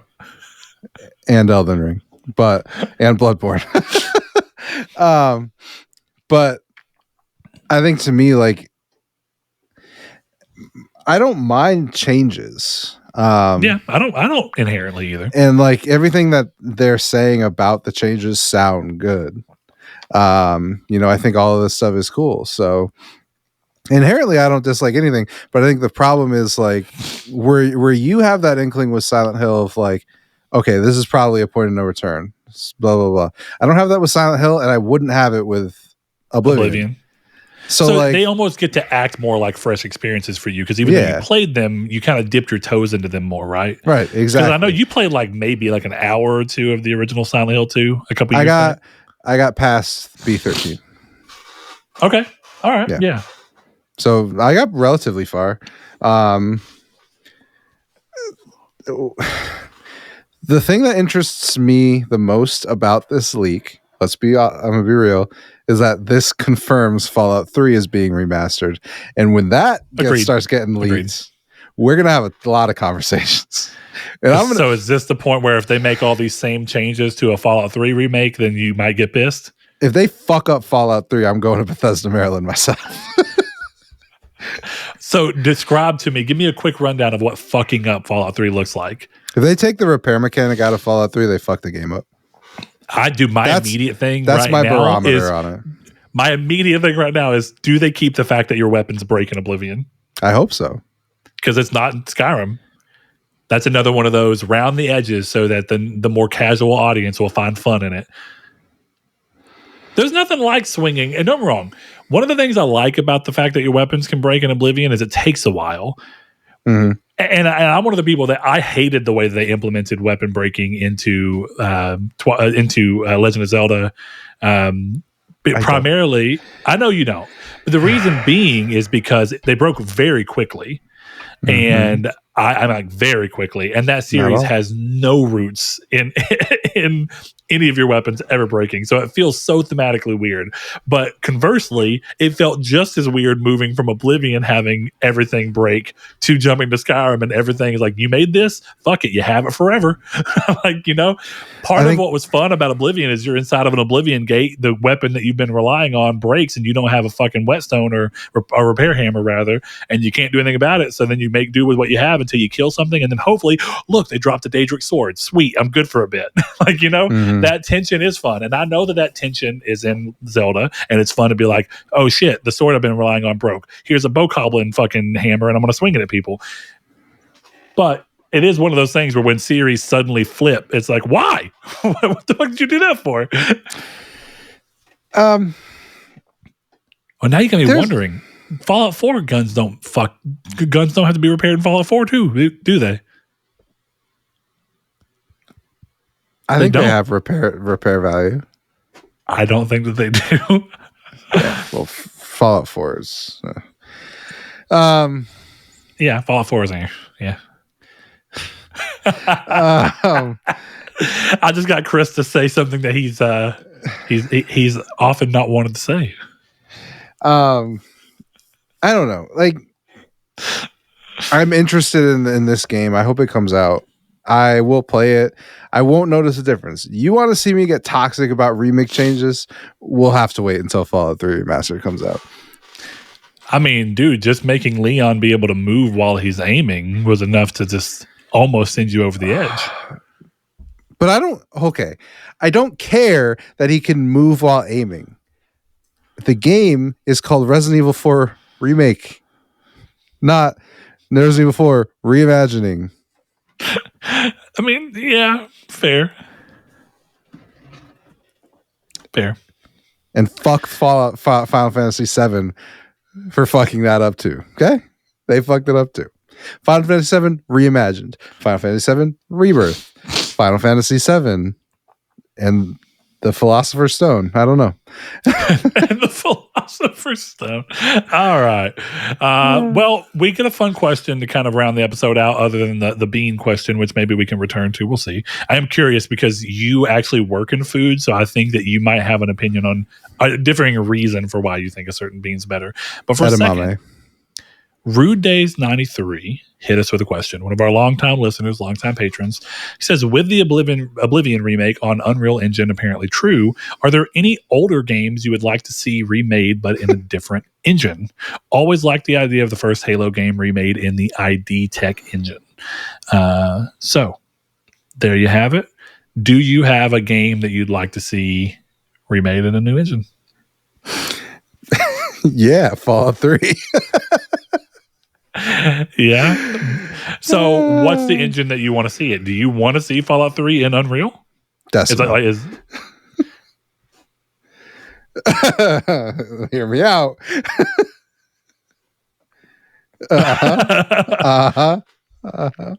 That's interesting. This one's going to sound weird because it's already been remade and it's beautiful and it's perfect. But there has been a curiosity for a long time for me in how someone would approach, and this would require changes. Almost certainly rather. I would be curious to see someone try to tackle a game like Shadow of the Colossus, which is very big and nature driven in Decima. That would be sick. Yeah. It'd be certainly interesting. A different game that I think might stand to benefit from an engine change. Let's see. I am a really big fan of how they worked out the engine for the Order 1886. And as weird as it may seem, one of the things that constantly got talked about with the Order is that they felt like it was more focused on being a movie and less focused on being a shooter. And if you want to lean into the fact that the engine and the way that they structured game design around it does seem very okay with the idea of making choices, I'd like to see a game like Heavy Rain be remade in the Order 1886 engine, like the Ready at Dawn, Rad, whatever. I can't remember what the Rad engine. It was just I can't remember what it's called. That's what I thought, but I'm thinking of Rage. I was like, for some reason, I thought Rad was Rockstar, but no, Rage is Rockstar. Is that what their engine's called? Yeah. Rockstar, whatever. General Engine. I think that's actually what it is. Or is it Rockstar Game Engine? Rage. I think it's game. That's probably right. I do like the idea of Halo on ID Tech. Actually can't believe that they're moving Halo to Unreal when they own ID Tech. Yeah. You almost wonder because now you're paying fucking PlayStation. You're paying Sony to make Halo. You're licensing Sony something that Sony has stakes in to make your game when you have ID Tech right there. Mm-hmm. And you can go, well, we don't want to take away from the feel and look and whatever of Doom. Okay, what about all the other fucking Unreal Engine games that you're making? Does making a Halo on Unreal 5 take away from the unique feel of fucking Hellblade 2? Probably no, but you not. wonder if id Tech is so specialized that they are the ones who know how to do it. They made fucking Indiana Jones on that motherfucker. No, that is not the engine I would have thought. Hold on. I'm not saying that it's not like a adaptable engine. I'm saying that you have to have a very specific set of skills to make games on id Tech that most of the people who have that are working at id, or in this case, Machine Games. So the whole thing with Unreal is that it's a general purpose engine. Anyone can learn it. Yeah. You can hire anyone to use it. Yeah. It widens your hiring pool considerably. And that was actually one of my arguments against why you might see Bethesda want to shift from creation, because Bethesda honestly probably needs to scale up their development teams. And since creation is such a weird engine, trying to hire in to scale up for an engine that no one has any kind of immediate knowledge in must suck. And when a lot of people, whether or not they know what the fuck they're talking about, complain about Creation Engine and view it as the source, it's almost like a 1-2 blammy. You get to do the PR of saying, hey, we're not making games on Creation anymore. So all you people that thought Creation Engine was shit, even though you don't really understand how game engines work, you'll be happy and you can shut the fuck up and we can just keep going. Secondarily, we get to hire a much wider array of people. That's why I still am not completely convinced that the Oblivion remake, it might be both. It might be Virtuous can handle it. They know Unreal. We can see what this game looks like in Unreal, and we can make a decision as to whether we want to abandon creation. I don't think they're going into it with the explicit thought, but I would be surprised if someone's not looking like, there it is, a Bethesda-style game running in Unreal. Virtuous made the changes to the engine to make it work for this type of game. We can take those changes, move them over, give them to Bethesda, and have a much easier pool to work with. And then the games are much easier to port to, hear me out. We already know Creation Engine runs fine on PlayStation because they were developing this game for PlayStation. But you know what might not run as well with Creation Engine is the Switch. And I think the fact that Unreal already has settings to scale to Switch is part of the reason. I would not be surprised if Oblivion Remake is a Switch 2 game. Yeah, that wouldn't surprise me. Yeah. But and so then, not going to be. Then you run to that thing of, okay, if you can make Oblivion a Switch 2 game, remake with modern production values, can you make The Elder Scrolls 6 a Switch 2 game with modern production values? And maybe. Oh my God. I hope not. We'll fucking see, dude. The Switch 2, from a sheer tech standpoint, I'm so curious because I'm curious to see how they're going to do handheld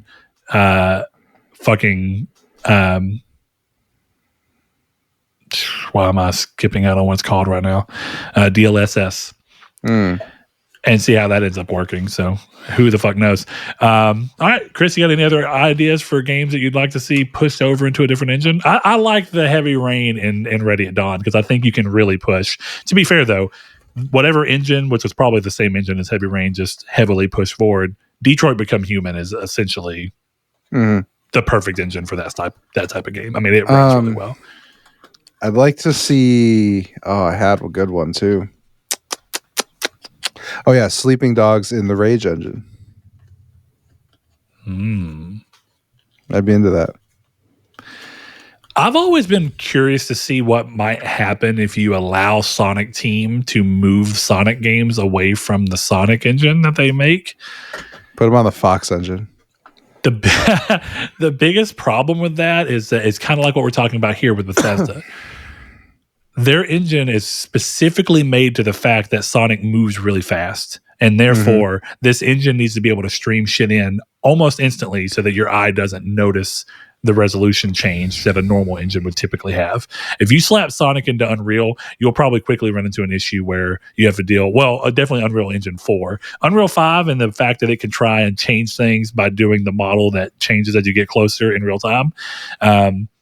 It might be able to get around that, but I don't think we're going to see a Sonic game on Unreal anytime soon. And I almost wonder if that's also because Sega just doesn't want to pay someone to license an engine when they're like, we have an engine, we'll just keep working on it. But there's also the thing of if you hire if you hire people for an engine they already know, you also don't have to hire people to continue to develop your engine, but you still have to hire people to make the changes to the engine that you've licensed that you need for your game, like we're seeing with CD Projekt Red going to Unreal. Yeah. I mean, that's where they're gonna be like, an interesting change. That's going to be real interesting. And I'm curious to see how it ends up working out because they've gone through a number of talks at like games developers conferences where they're talking about this is the problem that we have with Unreal. This is what we have to solve. How do we do this? How do we do texture streaming? How do we do world streaming? How do we stream our world without the game hiccuping? How do we allow for interiors and going in without long load waits and stuff? How do we keep the game from stuttering? All things that they need to consider because The Witcher 3 did none of those things and was a very big open world. And CD Projekt, and whenever it was finally fixed, Cyberpunk didn't do any of those things. Yeah. So you have the expectation where it's like you can't go back. The Witcher 4 can't be less interactive than The Witcher 3. Yeah. True. I was just thinking about it. Maybe I'm wrong, but there's no loading screens in Silent Hill 2, is there? No. Yeah, I didn't think so. No, there's no loading screens. Now, whether or not they're hiding them somewhere. Well, you crawl under enough fucking spaces that they're hiding them. But and there's cutscenes, and they might be doing, level streaming and whatnot in the cutscene areas, which is definitely possible. But so there's no black screen where it's like, hey, James, hit R2 to swing your pipe.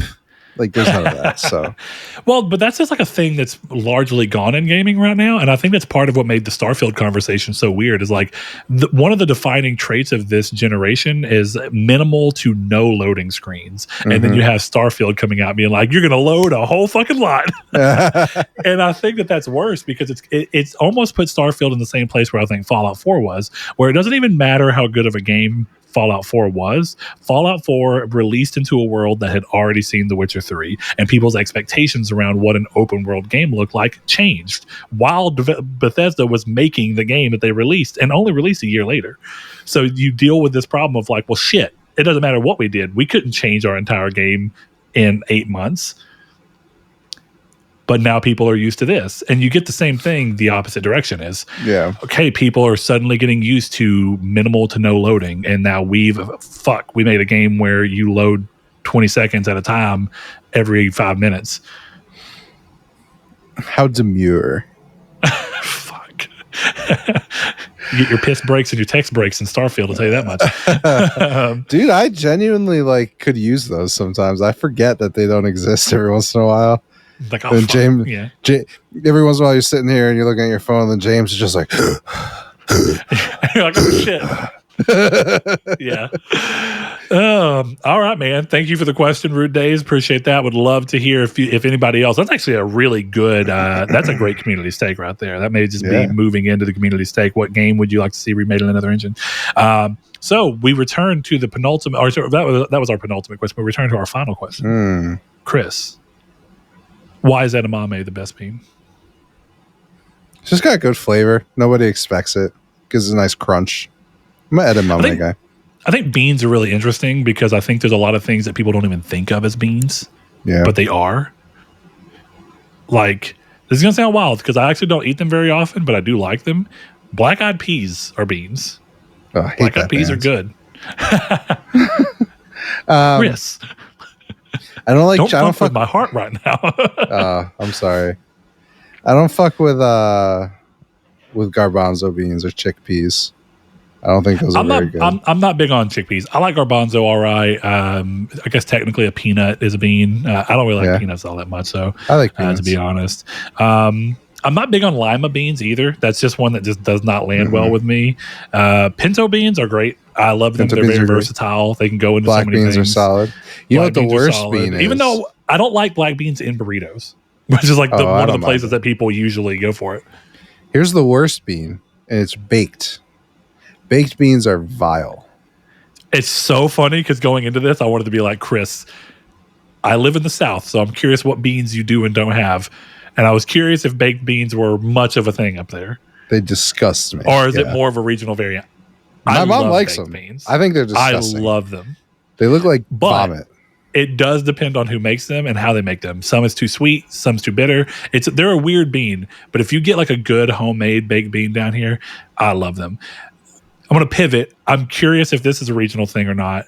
Have you ever had, this is like a brand of beans you can buy. So this is not a type of bean, but I'm more curious if you've even seen them.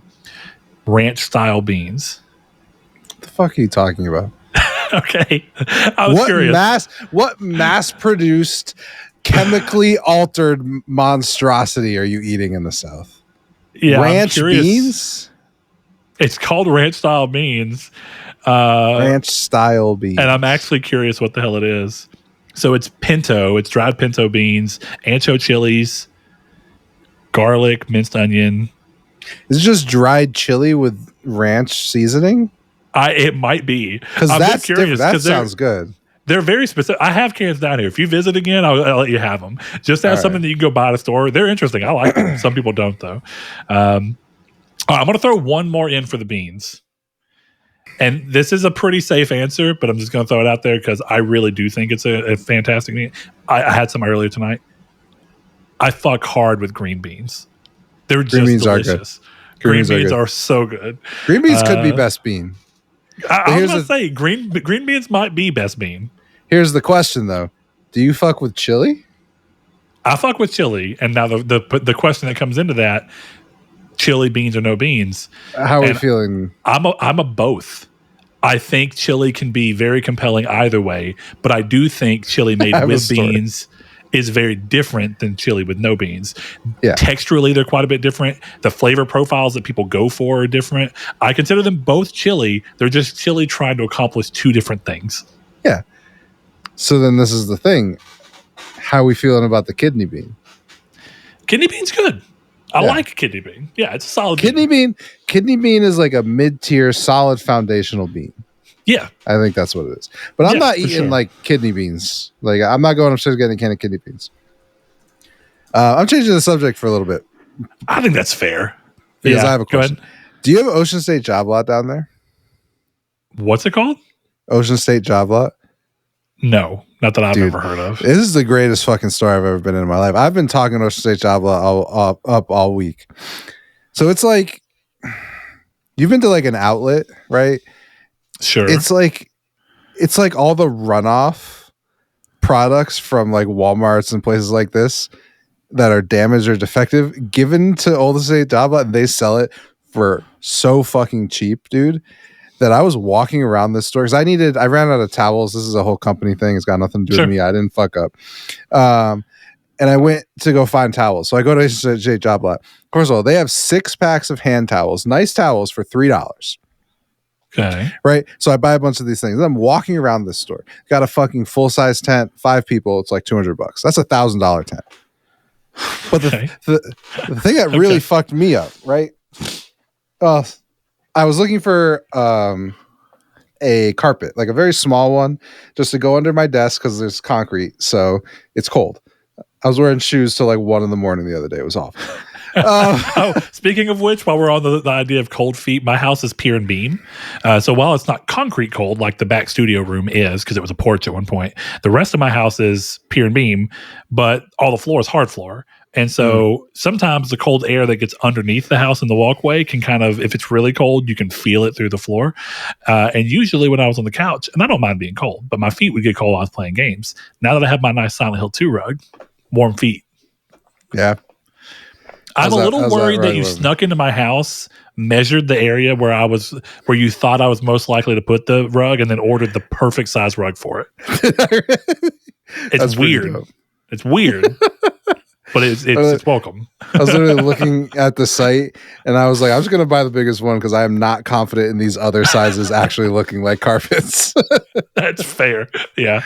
But yeah, dude, I got a carpet for under my desk. It's not big. It's like 2x3. Literally, it's as big as a welcome mat. I swear I put my feet. It's fucking $5. Are you joking me? $5? Sweet. Yeah, that's good. I was ready the next day to go to Walmart and spend $75. I got a fuck. You probably job lot for $5. 100%. I would have gotten one of those like, oh, it would have been bigger too, but at the same time, but I didn't need. You didn't need bigger. I know this is perfection. But what really fucked me up, and I think I might genuinely go buy this, as frivolous as a purchase this would be. They had one of those office water coolers, like a full size big one. Okay, yeah, $100. Okay, yeah. And I was talking to my mom, and I'm like, "Why the fuck not?" She's like, "Well, it would be ridiculous." I'm like, "Sure, that is borderline unlimited water for $100, and then I just have to buy another water. Are we joking? It is free. I am printing money by going to Ocean State Job Lot, and they've got like the shitty foods or whatever. They had like these chips. Next time I go, I'll send you a picture because it was fucking funny. But it was like Frijoles Doritos. Oh yeah, and it was just Frijoles, super off-brand Doritos, and it was like $2 for the big bag. And I'm like, these could suck, and I'm still buying these over Doritos. Are we joking? So we've got a number of stores like that. Of course, the most common of them in terms of things like that is like more of a Sam's, where it's like a bulk buy where you buy big things. But we do have a number of places like Save-A-Lot is a more food focused version of that, where it's a lot of random crazy off brands, but they're super cheap. There's a number of just like there's Super One Foods, which is kind of similar. They do have name brand stuff, but then they also have just a bunch of really cheap off brand shit. You're like, okay, I go for it. Yeah. Right. So, and this isn't like bulk. That's the thing. So like the way I described it is like Sam's is annoying because you get a good price, but you're like, I gotta buy fucking 4 ketchup bottles at once minimum. Yeah, this is not like that. This was just like Jose's ketchup for $2. And like you've bought sheets, right? I've got a queen size bed. Sheets are expensive. Full set of sheets, $20. Okay, yeah. Like, I mean, as long as they're decent, but to be fair, $20, even the non-decent ones at Target are like fucking 40, 45. yeah. Yeah. And then the decent Target brand's like 60. Yeah. I think this place is like what I imagine if Walmart donated to a Goodwill. This is like what this place is. Okay, sure. It's fucking We sick. have a place, we have a few of them, but I'm not as into them, so I've not been into any of them. We have a place that just opened that I can't remember what the hell it's called. Cast something or price something, price mark, something, I don't know. Anyway, it's one of the things where it's all like Amazon returns.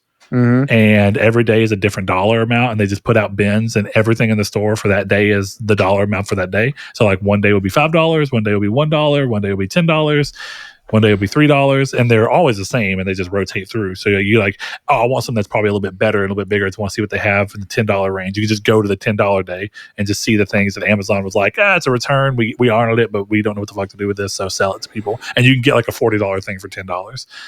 I don't ever go. I don't know what to expect, but I thought it was interesting at the very least. Like, I mean, that's definitely an interesting concept. People are always chasing the cheap.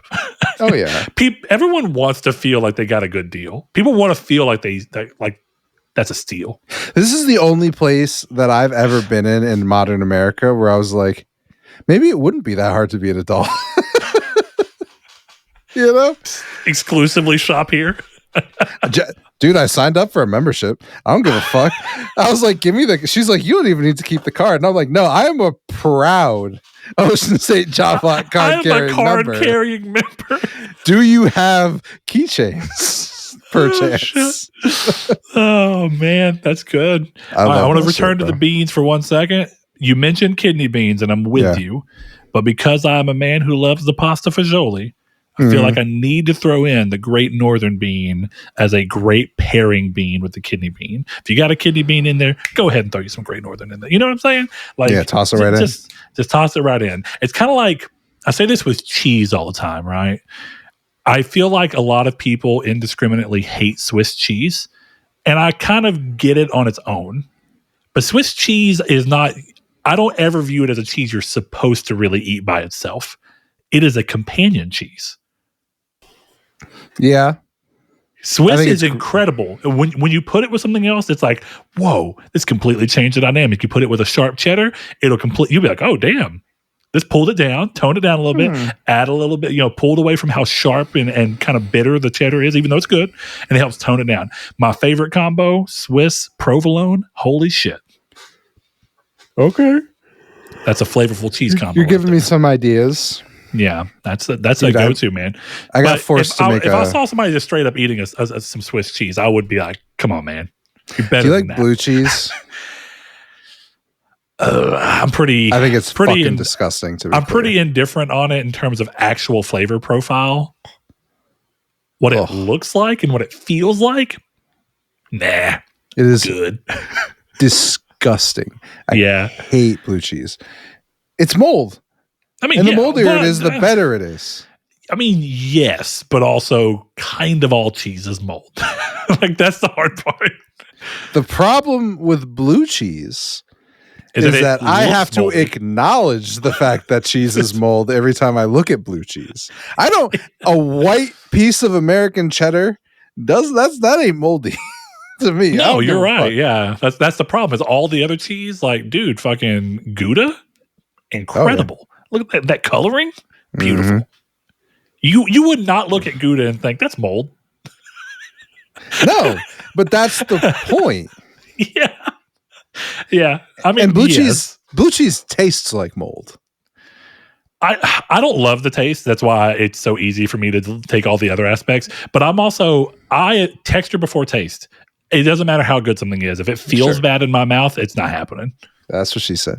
Well, dude, it's like I have such a hard time with like zucchini and squashes, and to a lesser extent, asparagus.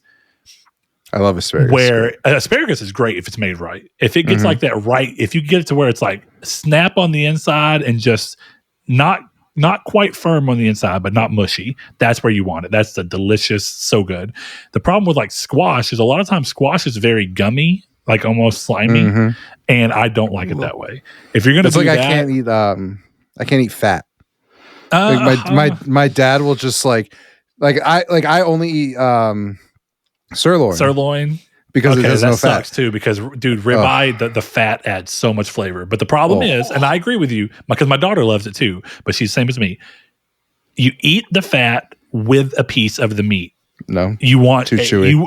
It should never be more than half of the slice that you're eating. Oh, ideally, no, I can't if you have a piece that you're eating and it's a third fat and 2/3 meat, it's so good. It's so chewy. Look, ideal cut on a ribeye is a bone-in ribeye, and you get the cut right up by the bone with a little bit of fat sticking out the end, and that The problem with a ribeye, I've been wanting steak. You're not helping me. I've been wanting steak bad, Mr. Figs. I don't have that problem. I need you to send me some Longhorn. I feel like my dad said he would give you gift cards for those shirts too. I got to ask him. Oh, damn. I mean, I will gladly accept. I'm glad that you enjoyed the shirts, though. The enjoyment is enough, and your mom's very sweet message was nice. I got my enjoyment from it, but it was just I would gladly take some extra if he wants to, if he wants to garlic butter my pockets. I'll gladly do so. I don't know how we got so lost in this conversation, Chris. I was going to wrap the episode up like 15 minutes ago. Let's wrap the episode up so we can talk about our game for a minute before we go to bed.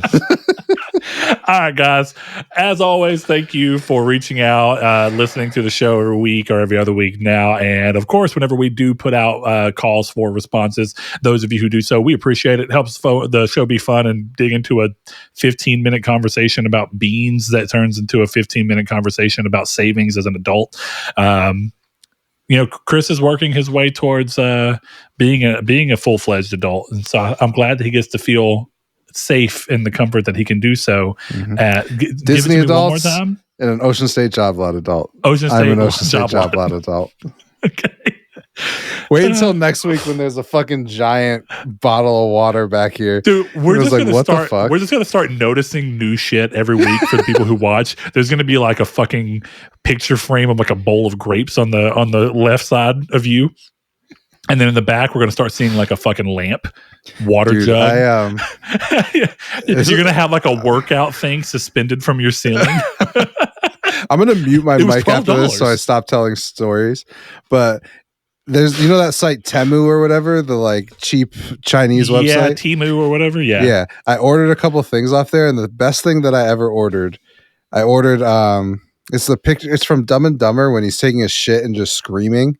You know that scene? Yeah. I bought one of those and I put it over my parents' toilet, and it was up there for like 4 or 5 days before they noticed, and they like it. It's still there. It's above the toilet for like 3-4 months now. It's awesome. Hell yeah. All right. We're going to wrap the show up, and Chris is going to stop getting into stories, though they are quite fun stories. As always, if you want to support the show with more than just your time, head over to patreon.com/Nartech and give as little as $1 per month, like many listeners have, and many more who've given even more, like our newest patron, Mr. Low Rate Nate, coming in as a $5 patron. We appreciate you. Hope that you continue to enjoy these shows, and hope to hear from you if you want to be active in the community and chime in on community stakes, questions, all that. We're glad to see you there. Anybody who'd like to join him, again, patreon.com/Nartech. We will be glad to have you there. As a way that we do on all times, we shout out as many of our patrons as we can. And since we are at a reasonable number, we shout out every one of you every time that we do this show as a way to thank you for the extra support. So without further ado, we would like to thank, once again, Low Rate Nate, Duh Overlord, Spencer, Brandon Edwards, Alex, Barry Rogers, Stingray X, Matt Tubbs, Easton328, Bailey Robertson, Mark Schutz, Rude Days 93, Kevin Bacon Bits, Danny Villobos, Jehudi MD, No Fate, Josh Ayers, Derek Porter, Matthew Green, and Sean Santarud. Thanks to each and every one of you. We'll see you next time. Bye.